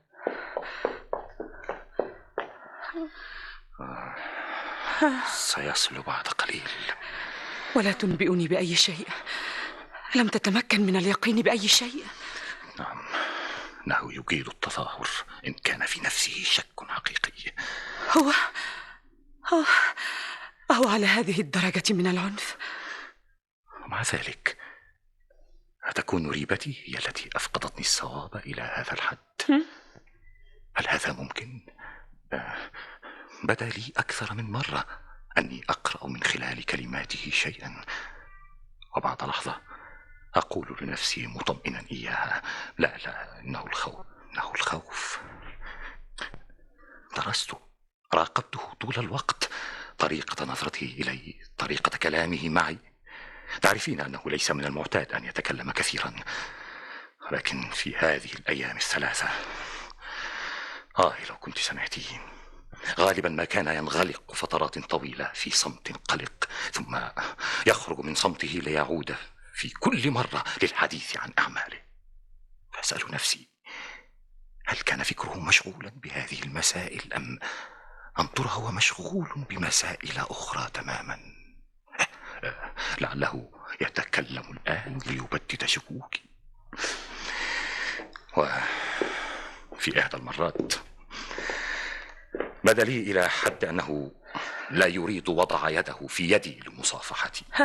لاحظي أنه أدرك أني أمد يدي له وتظاهر بعدم الانتباه. يا إلهي، كان غريبا إلى حد ما حقيقة في اليوم التالي لرحيلنا. بعد أن خطى خطوتين عاد يناديني. ظننت على الفور أنه آسف على ما بدر منه، وفعلا قال لي: أو معذرة، نسيت تحيتك، عفوا. وعاد مرة أخرى إلى الحديث معي عنك وعن البيت، ولكن دون غرض واضح. هكذا. وبدا لي مع ذلك أنه يتحاشى التطلع إلي في وجهي، وغالبا ما كان يكرر 3 أو 4 مرات دون معنى واضح من تكرارها، كما لو كان يفكر في شيء آخر. أثناء حديثه عن أشياء بعيدة يجد فورا وسيلة التحول المفاجئ إلى الكلام الأطفال، ويوجه لي بعض الاستفهامات. ماذا؟ أي خطة فنية؟ من يدري هل في كشفي والإيقاع بي وإحراجي؟ كان يضحك، ولكن في غبطة كريهة تملأ عيني. وأنت؟ أنا بقيت دائما على حذر. لعله أدرك ريبتك وحذرك. لا، إنه كان يشك فعلا. تأكد من الشك، وبعد أما من شيء غير ذلك؟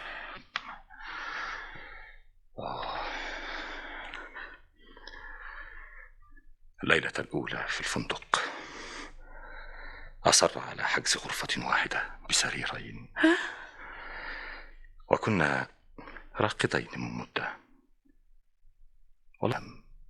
لا، تعبير لاحظ غير دقيق، لأننا كنا فعلا في الظلام.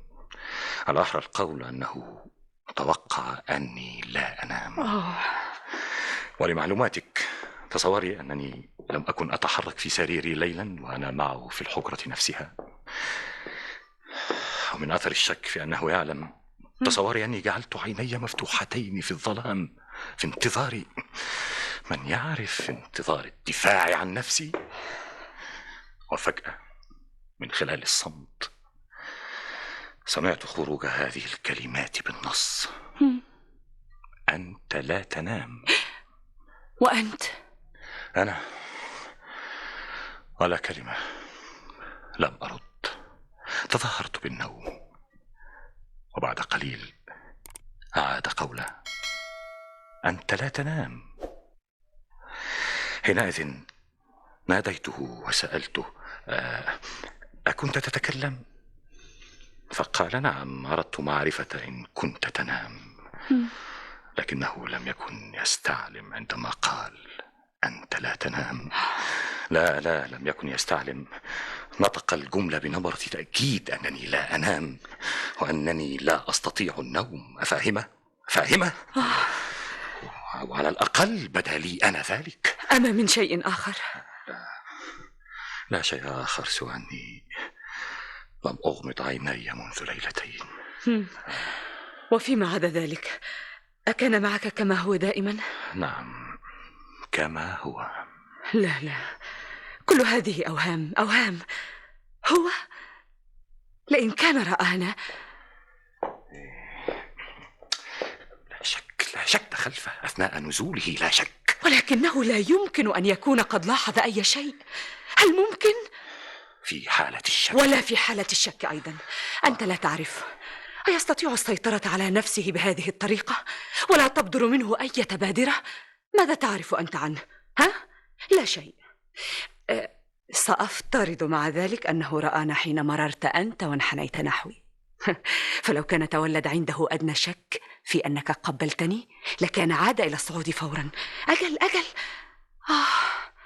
يا ربي. وتخيل موقفنا حينئذ.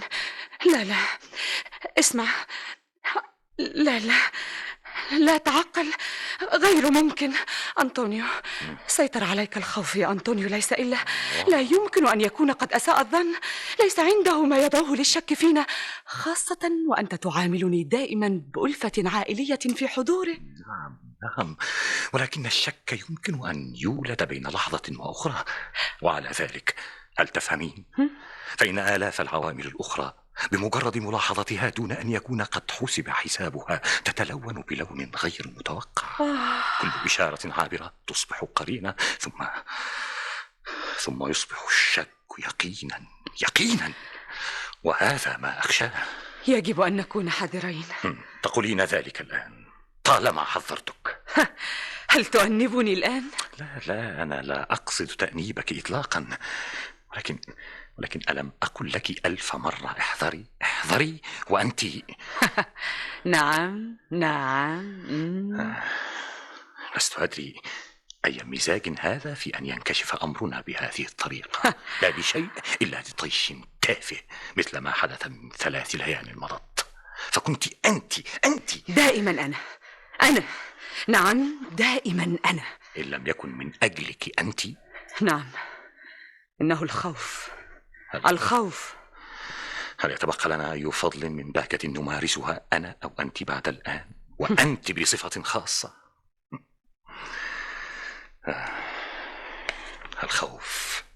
الخوف. أتظنين أنني لم أفكر فيك أنت أيضا؟ الخوف. إن كنت تعتقدين ذلك. نحن بالغنا في الثقة، تلك هي المسألة. والآن تظهر لعيني كل حماقاتنا وكل أعمالنا الجنونية، وأسأل نفسي كيف يمكن أن لا يشك في شيء حتى الآن؟ كيف لا وقد مارسنا الحب هنا تحت سمعه وبصره، بمعنى أننا انتهزنا كل الفرص وأفدنا من كل مناسبة، حتى حين كان يبتعد قليلا بل وفي حضوره أيضا هنا بالإشارات وبلغة العيون.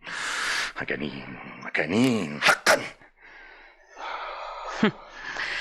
هل توبخني الآن؟ شيء طبيعي. خدعت إنسانا كان يثق في أكثر مما يثق في نفسه. نعم، الخطأ خطأي. في الواقع الخطأ خطأي. جوليا، ما قصدت قول شيء من ذلك أبدا. نعم، أعرف ذلك، ولكن اسمع. يمكنك أن تضيف أيضا هذه الحقيقة: لقد هربت من منزلي معه، وإني أنا التي دفعته تقريبا إلى اختطافي. أنا، لأني كنت أحبه. ثم بعد ذلك خنته معك. وحق وعدل أن تدينني أنت الآن، عدل خالص. ولكن أنا، ولتسمع هذا جيدا، أنا هربت معه لأنني كنت أحبه، ليس لأنني كنت أبحث عن كل هذه الطمأنينة وكل هذه الراحة في بيت جديد. كانت لي داري، وما كنت لأهرب معه لذلك، ولكنه هذا شيء مفهوم، كان مضطرا أمام الآخرين لتبرير التصرف غير المتزن الذي ارتكبه. هو الرجل الجاد المتزن، ولكنه قدر. الحماقة تمت وانتهت، والآن لم يعد أمامه إلا مداواتها وإصلاحها على الفور. ولكن كيف؟ بالانكباب بكليته على العمل، ببناء بيت سعيد لي مليء بكل أسباب الراحة والرفاهية، وهكذا أخذ يعمل بجهد العتالين، ولم يفكر في شيء إلا في العمل باستمرار، ولم ينشد في غير امتداح اجتهاده وتقدير استقامته وامتناني له أيضا. بحق الله كان يمكن أن ينتظرني مصير أسوأ من ذلك بكثير. أما هو فكان رجلا أمينا يسعى لإعادة ثرائي كما كنت وأكثر مما كنت. فعلى هذا من أجلي أنا التي كنت أنتظره كل ليلة بفروغ صبر، سعيدة بساعة عودته، ولكنه كان يعود للبيت متعبا مرهقا، راضيا عن يوم عمله، مشغول البال مقدما بمتاعب الغد. وفي النهاية تعبت أنا أيضا، تعبت من اضطراري تقريبا لترويض هذا الإنسان على حبي بالقوة، وعلى أن يمارس الحب معي بالقوة. وفي لحظات معينة يبدو تقدير الزوج وثقته وصداقته أمورا مجافية للطبيعة، واستفدت أنت من كل ذلك.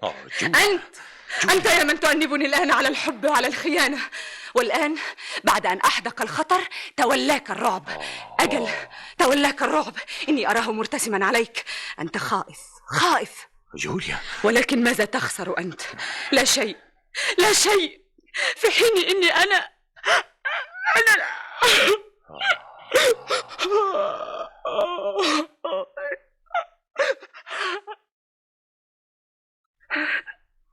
أنت تنصحينني. حسن، ولكن إن كنت خائفا فمن أجلك ومن أجل أولادك. لا تذكرهم على لسانك. أبرياء، مساكين. تبكين الآن؟ أنا راحل عن هنا الآن؟ نعم، لم يعد لديك ما يبقيك هنا. جوليا، أنت ظالمة. أنا أحببتك كما أحببتني أنت، وأنت تعرفين ذلك، وكم نصحتك بالتعقل فكم أسأت، وكانت نصائحي لصالحك أكثر مما هي لصالحي. نعم، لأني على كل حال لن أخسر شيئا، وقلت أنت ذلك بنفسك. أنا لا أؤاخذك قط ولا أعاتبك قط، ليس لي هذا الحق. جوليا، تمالكي نفسك، فلعله لم يعرف شيئا.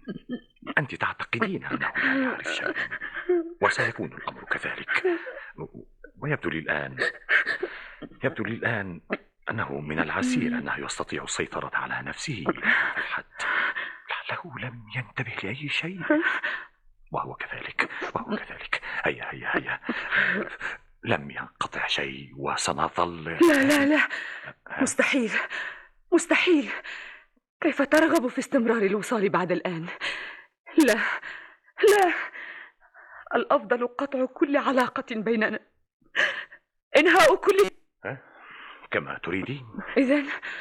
إذن هذه حقيقة حبك. جوليا، أتريدين إصابتي بالجنون؟ لا، الأفضل حقيقة إنهاء علاقتنا الآن فورا، وفي أي حال من الأحوال، ومهما يكن ما سيحدث. كل ما بيننا انتهى. ولعله من الأفضل أيضا أن يكون على علم بكل شيء. أنت مجنونة. أفضل، نعم أفضل. أي نوع من الحياة أعيش؟ هل تتصور هذه الحياة؟ لم يعد لي الحق في حب أي إنسان ولا حتى في حب أولادي، فإن انحنيت لتقبيلهم بدا لي أن شبح خطيئتي ينعكس على جباههم الطاهرة. لا لا لا، هل سينتزعني منهم؟ هل يمكن أن يفعل هذا؟ لا، سأفعله أنا إن لم يفعله هو. الآن يخونك سداد الرأي. هذا ما قلته دائما، كثير كثير. لم يعد لي شيء على الإطلاق. أصبحت بلا شيء، أصبحت بلا شيء. اذهب اذهب حالا، اذهب حالا حتى لا يجدك هنا. ماذا؟ هل أذهب وأتركك؟ أجل، حضرت خصيصا. أليس من الأفضل أن أظل؟ لا لا، لا يجب أن يجدك هنا، ولكن يمكنك أن تعود مع ذلك حين يحضر هو. بل لابد أن تعود. عد بسرعة، ولكن كن هادئا غير منفعل، على غير حالتك هذه. وكلمني أمامه واستشهد بي كثيرا، وأنا من جانبي سوف أؤيدك. سوف أؤيدك. وهو كذلك. بسرعة بسرعة. وإذا حدث حدث لا لا لا، لا شيء لا شيء لا شيء لا شيء. اذهب جوليا، اذهب، قلت لك اذهب. إلى اللقاء.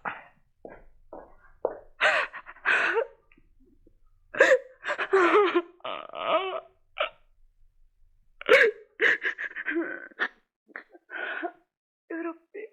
جوليا وسط الحجرة بعينين ثابتتين في زيغ وتفكير قاس، ترفع رأسها في تنهد المنهك المحزون، تعتصر وجهها بشدة بيديها، تتجول في قلق بالحجرة. منوعات الراديو، حصريات درامية مؤخرة بالقرب من الباب الرئيسي، وتبدو شاردة. تتحول عن المرآة لتجلس إلى المنضدة الصغيرة، وتنثني ورأسها مختف بين ذراعيها. ترفع رأسها وهي مستغرقة في التفكير. لكان عاد إلى صعود السلم متذرعا بأية حجة، ولكان فاجأني هناك خلف النافذة أتطلع. لو لم يكن الخوف يسيطر عليه خوف شديد. تنهض جوليا وتتجول بالحجرة، تعود ثانية إلى المنضدة.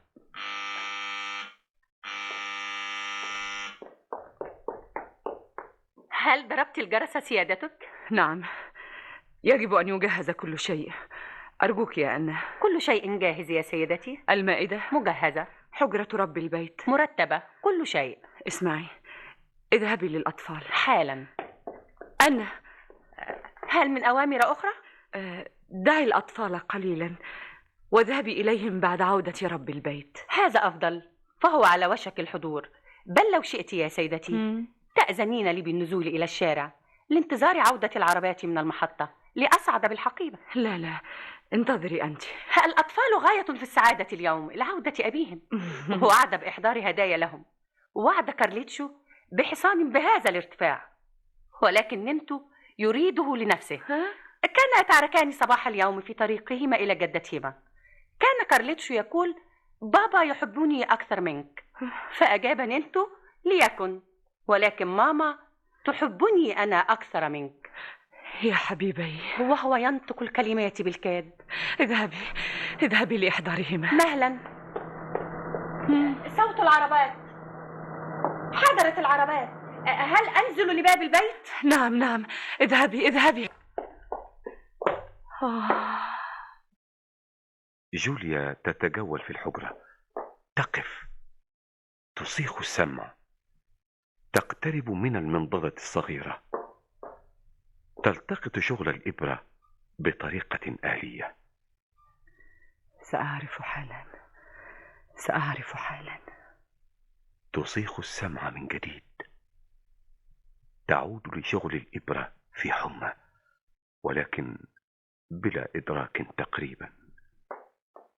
تتوقف فجأة وتنصت. ها هو السيد حضر. حضر السيد. أندريا، في انتظارك.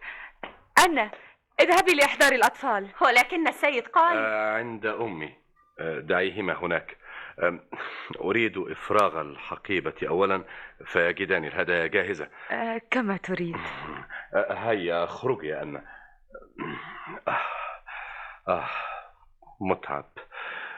متعب بدرجة كبيرة. عندي صداع. لعلك تركت نوافذ العربة مفتوحة. كلا، كانت مغلقة كلها، ولكن الضجيج لم أستطع إغلاق جفني. أكنتم كثيرين؟ نعم، كنا كثيرين. أندريا، أين وسادة الريش؟ صحيح، غير موجودة. لعلي تركتها سهوا بالقطار دون شك. خسارة، ما العمل. المهم، هل أنت بخير؟ والأطفال؟ بخير كلنا. وكنت في انتظاري كما قلت، ها؟ لابد أن أنطونيو أخبرك بعودتي. فعلا، مر من هنا من قليل، وأنت لم تكتب لي ولا مرة واحدة. صحيح، ولكن ل3 أيام، وأنطونيو عاد مساء أمس. قال لي ذلك، وسيحضر لمقابلتك. سيحضر. عال. خيرا فعلت بإرسال الأطفال لأمي، فهي متعلقة بهم. ألم تذهب إليها؟ لا، أنت تعرف أنني لا أذهب هناك إلا معك. فعلا، ولكن حاليا. ماذا عن القضية، ها؟ ألم يتكلم معك أنطونيو عن القضية؟ نعم، بطريقة عابرة، فلم يمكث إلا قليلا. حسن، القضية تسير في اتجاه حسن على الأقل، وإن كان صديقنا السيد أنطونيو سيرا تركني بمفردي هناك. تعرفين إن المحامي العام السنيور جوري كلمني عنه وامتدحه مدحا مستطابا. والله قال إنه نابغة هذا الإنسان، عالج القضية بأفضل طريقة. فعلا، بأفضل طريقة. ولو تم كل شيء كما أشتهي أنا، أو بالأحرى كما يجب أن يكون، خمني ما هو قراري.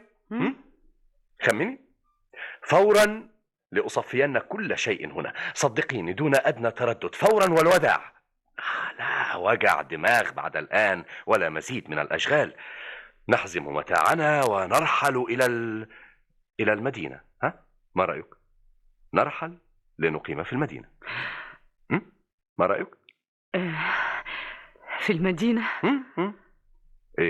غريبة، هل يضايقك؟ لا.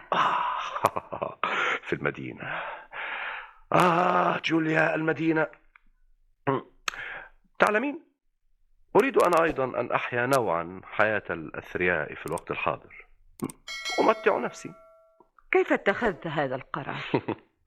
قرار ليس مشمولا بالنفاذ بعد، مشروط بشرط، فإن تم لي بل لا اسمعي، لن أقيم هنا بالتأكيد. سئمت الحياة هنا بعد كل ما فعلوه بي، وأرحل للمدينة كذلك من أجلك. من أجلي؟ من أجلي أنا؟ أنت تعرف أنني أستطيع أن أحيا معك في أي مكان. إذا أقصد ستجدين في المدينة بعض التسلية التي لا يوفرها لك الريف، وأنت بدورك فيها للترفيه. ولا شك في أن جو المدينة والضجيج، وهنا أيضا تسكن أمي وعلاقتك بها. أرجو ألا يكون هذا سبب رغبتك في الرحيل. لا، ليس من أجل ذلك. تعرف جيدا أنها هي أمك التي لا تطيقني. أعرف ذلك، أعرف، ولعل هذا في الواقع أحد الدوافع أيضا. ولكن هناك دوافع أخرى. جوليا، هل تعرفين أني قابلت في المدينة أخويك مرتين، وفي كلتي المرتين ماذا فعل؟ لي لا شيء. ماذا تنتظرين أن يفعل بي؟ جوليا، كنت أريد أن أعرف بالمناسبة لا لا لا لا داعي لا داعي لا داعي. ولكن أخويك كالعادة تظاهرا بعدم معرفتي. الأمر لله. لا جدوى، لا يرغبان في التنازل. يا لها من كبرياء. وزاد عليه غضبه أيضا، لأني الآن لم أعد ذلك الشيء الذي كان ذات مرة. فاهمة؟ فاهمة. وهكذا حرموا لذة التشفي فيك وأنت محزونة نادمة على ترك منزلهم لتعيشي معي. لم ينسيا لك ذلك. جوليا، اعلمي إذن أني ذاهب للإقامة في المدينة بسببهم. وهكذا يستمتعان، نعم، من أجلهما. وسيحضر أنطونيو سيرا أيضا للإقامة في المدينة بمحض اختياره، فيما أعتقد. فماذا يفعل هنا؟ ومصالحه وأعماله. نعم، أعماله الضخمة. فعلا. ولكن أعماله الضخمة تمارس في المدينة. فعند رحيلنا نحن لن يوجد أحد هنا، اللهم إلا قطيع من الأغنام. بالمناسبة يا جوليا، يجب التفكير الآن في مجازاة أنطونيو. صحيح أني أسديت إليه خدمات عديدة، ولكن هذا لا دخل له في الحساب. ربما كان لهذا حساب عنده. لا لا لا لا لا لا، مطلقا يا جوليا، مطلقا. فالأشغال شيء والمجاملات شيء آخر. تشترى الصداقة بالمودة، فضلا عن أنه يستحق المكافأة. جوليا، لو عرفت الأسانيد التي ساقها تأييدا لطلباتي، ناهيك من أن طلباتي كانت عادلة. وفي بعض الأحيان ينكرون علي هنا جزاء ما أقدمه من خير للقرية. ما دام العرفان بالجميل العرفان بالجميل. ماذا أقول؟ نهيته. أنا لا أقول إني تسببت في زيادة ثروة القرية ورفاهيتها، وإن كان في مقدوري أن أفخر بذلك، ولكن فضلي على الأقل في تخليص القرية من الطاعون ومن الملاريا. ولا هذا أيضا، تصوري إنهم يدركون. فعلا لا يدركون. فيما يتصل بالعرفان بالفضل لصحبه، لا يدركون شيئا على الإطلاق. عهدوا إلي بمستنقع، تعرفين كيف كان، تعرفينه جيدا. عندما حضرنا إلى هنا، تذكرين، لاجئين من المدينة، لم يكن هذا المستنقع ينتج إلا القليل من الحلفة تأباه حتى الماشية نفسها. وخاطرت فيه بكل ثروتي، أو بالأحرى ثروتك، أندري، في تكفيفه وفي تسميده وفي استصلاحه، وجعلته أكثر حقول الإقليم خصبا وعلى ما يرام. وينتهي عقد الإيجار، فلا يكتفون بمنازعتي في حقوقي في الأرباح فحسب، بل ينكرون علي أيضا الفضل في نهضة المنطقة. لقد أصبحت ثريا، شكرا. من الذي دأب على العمل؟ كان ينبغي في عرفهم يا جوليا، كان ينبغي في عرفهم أن نكون فقراء من أجلهم. إلى الجحيم. وبعد يجب علي أن أذكر دائما أن النقود كانت نقودك. أندري، ما الداعي لذكرها الآن؟ لا، كانت نقودك. وإن كنت أصبحت ثريا فالفضل فضلك. أنا لم أشتغل. اشتغلت أنا، هذا صحيح، ولم تنقصني الشجاعة. وطالما تطلعت وأنا عابر بالقطار، الآن الكل معجب بعملها. ووقتها كانوا يصفونني بالجنون، كانوا يقولون في دهشة: مستنقع. أي نعم، مستنقع في نظركم، ولكن في نظري أنا ولاية كاليفورنيا. كانت هاتي المتسلطة منذ الصبا. كلما تذكرت أن الناس كانوا في الماضي يموتون هنا كالذباب من الملاريا. كان الكهل مانتينيا بذاته معنا في القطار، تعرفين مانتينيا الكهل الذي خطفت الملاريا منه ابنتيه. كان يروي مأساته وهو يبكي. وماتت زوجته أيضا بمرض الملاريا. لم تكن تعيش معه حين ماتت. بالطبع. أتريدين أن يستمر في الحياة معا بعد أن جوليا. ولكن تصوري، كان يبكيها أكثر من ابنتيه. وكنا نضحك كلنا طبعا. المسكين أصبح نصف معتوه، ولذلك بات موضع سخرية أهل البلد.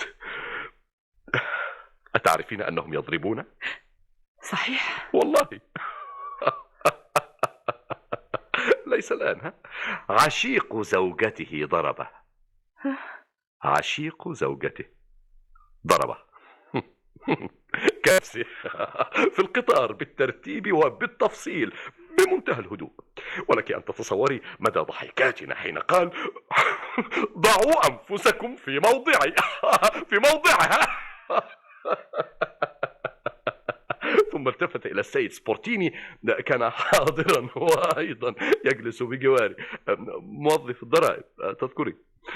قال: يا سيد فرانشيسكو سبورتيني، أنت وحدك هنا الذي يستطيع أن يعذرني فيما حدث بعد ذلك.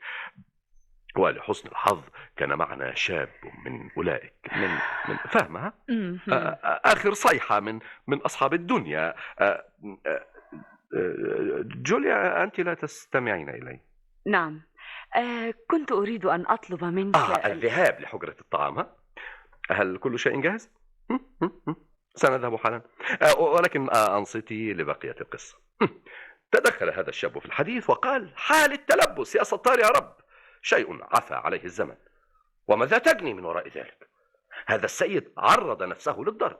القصة القديمة بعناصرها المعادة، السفر المفاجئ المعتاد، والرحلة غير الموفقة المعتادة، وأنصاف أزواج عجائز يتظاهرون بأنهم فقدوا جدول مواعيد القطارات، في حين أنهم فقدوا في الواقع صوابهم. ليست لديهم أي خبرة بالنفس البشرية، لا دراية لهم بالبسيكولوجيا. سأوضح كلامهم. في نفوسكم شك وتريدون الدليل، أليس كذلك؟ فما الداعي لحالة التلبس؟ أليس ذلك دليلا على ما بنفوسكم أنتم من شذوذ؟ إسحاق شخصين ينعمان بالسعادة التامة معا. كلامه غاية في السخرية، أليس كذلك؟ وقال أيضا: يا جوليا، لو كانت لي زوجة لا قدر الله وراودني الشك فيها، وكان يبدو في كلامه التعريض بالسيد مانتينيا، لا تظاهرت بعدم ملاحظة أي شيء إطلاقا، ولما بحثت عن الأدلة ولا أزعجهما قبل الأوان، ولكنني أصبح هي. وهنا تكمن البراعة. معي يا جوليا، هنا تكمن البراعة. أعمل فقط بحيث تصبح هي بكليتها أمامي الدليل الحي الصارخ إلى أن تحين اللحظة المناسبة. كلام مفيد. اسمعي ماذا قال. وحين تأتي هذه اللحظة أتوجه لزوجتي وأدعوها للجلوس كأن شيئا لم يحدث، ثم أثناء الحديث أروي لها بطريقة ظريفة إحدى قصص الحب التي حدثت في المدينة. جوليا، هل كلامي مفهوم؟ وتدور هذه القصة حول خطيئتها، وتضيق حولها الخناق، وتزيد من تضييق الخناق عليها باستمرار إلى أن تبلغ النقطة المطلوبة، وعندها تضع تحت أنفها مرآة يد صغيرة وتسألها بأسلوب مهذب للغاية: لماذا شحب لونك هكذا يا عزيزتي؟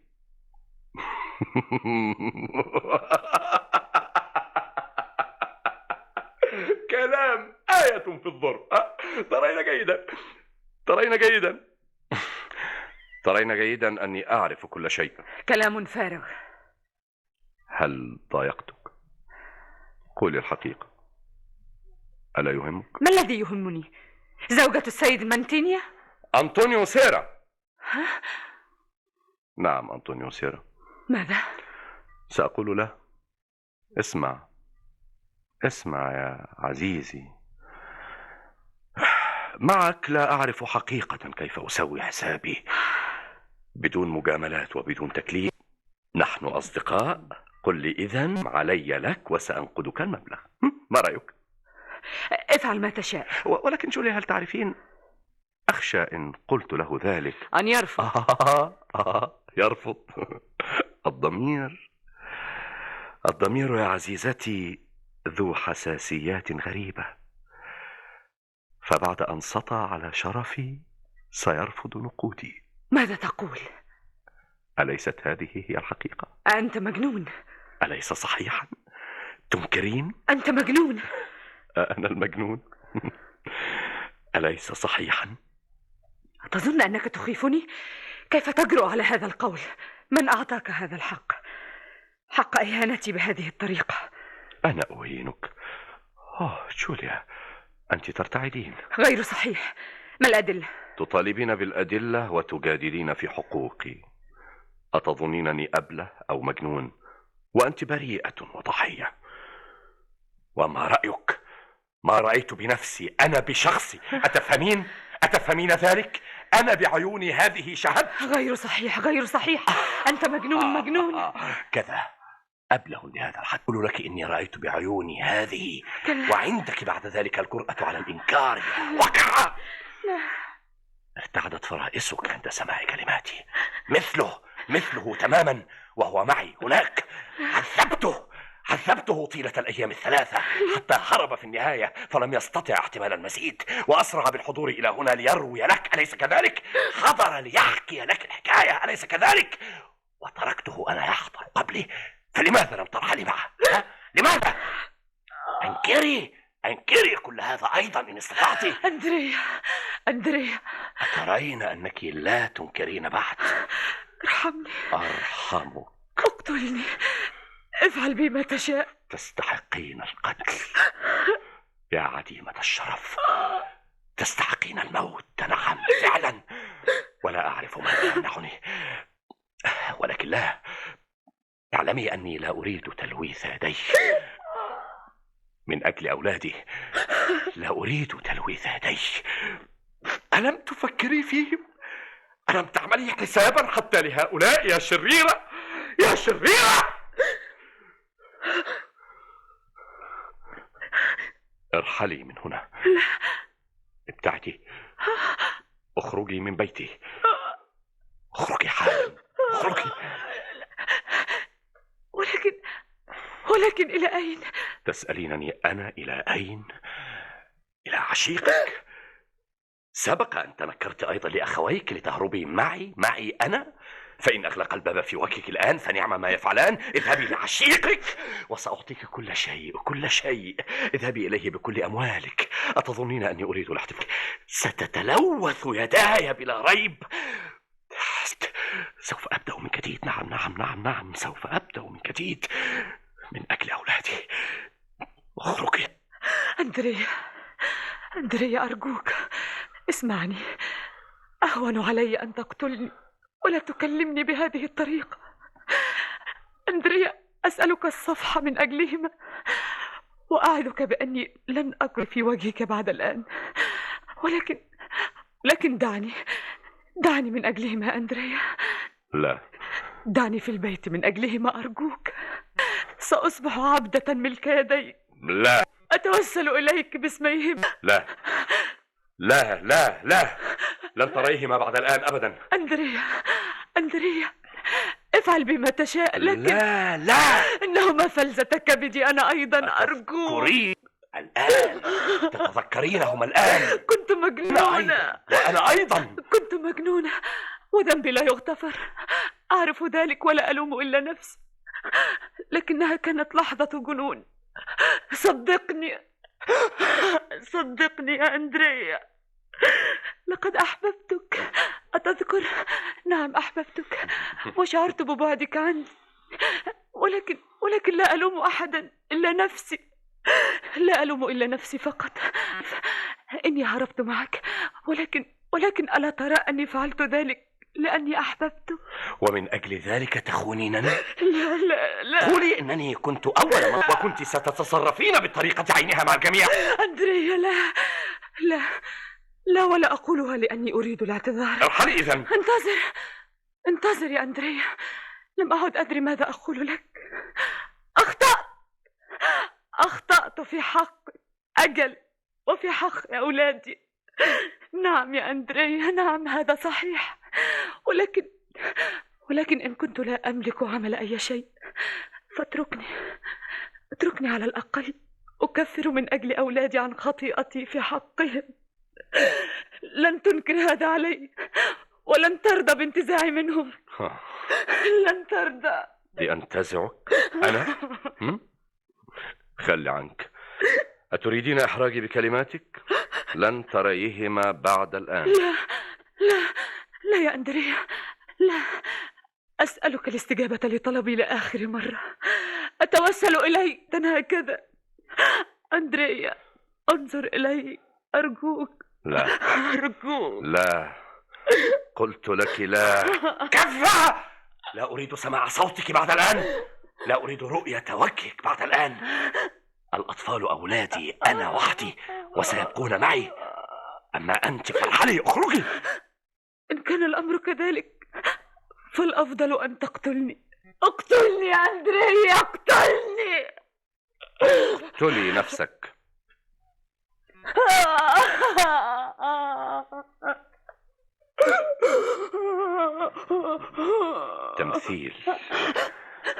تمثيل. اسمع، لا، إن كان قد قدر علي ألا أراهما بعد. أندريا، اسمح لي بنظرة أخيرة على الأقل الآن. أتوسل، نظرة أخيرة، أتوسل إليك يا أندريا. لا. للمرة الأخيرة، مقدار قبلة أغتنمها منهما، مقدار لحظة قصيرة أضمهما فيهما إلى قلبي بين ذراعي، هكذا كل شيء. لا. يا لك من قلب غليظ. أندريا، إذن عدني على الأقل حين يحضران وفي مستقبل الأيام. أبدا لن تذكرني عندهما بشر. عدني بذلك، لن يعرف شيئا على الإطلاق. وحين تعالي هنا. لماذا؟ هل حضر؟ لا، ليس هما. انظري هناك. لا. هل ترينا؟ لا، أتوسل إليك. دعني. اذهبي إلى هناك. أتوسل إليك. على من تخافين؟ أتوسل إليك يا أندريا. إلى هناك. أتخافين علي؟ لا أخاف عليه، إنه خسيس. انتظريه هناك، إنه شبيهك. لا تقل هذا يا أندريا، وسوف تعرف بعد قليل أنني لست بشبيهته. وداع يا أندريا، وداع. أندريا يبقى حائرا تائها خلف الباب ويداه على وجهه. يدخل أنطونيو سيرا، وحين يشاهد أندريا في هذا الموقف يمكث مترددا على عتبة الباب.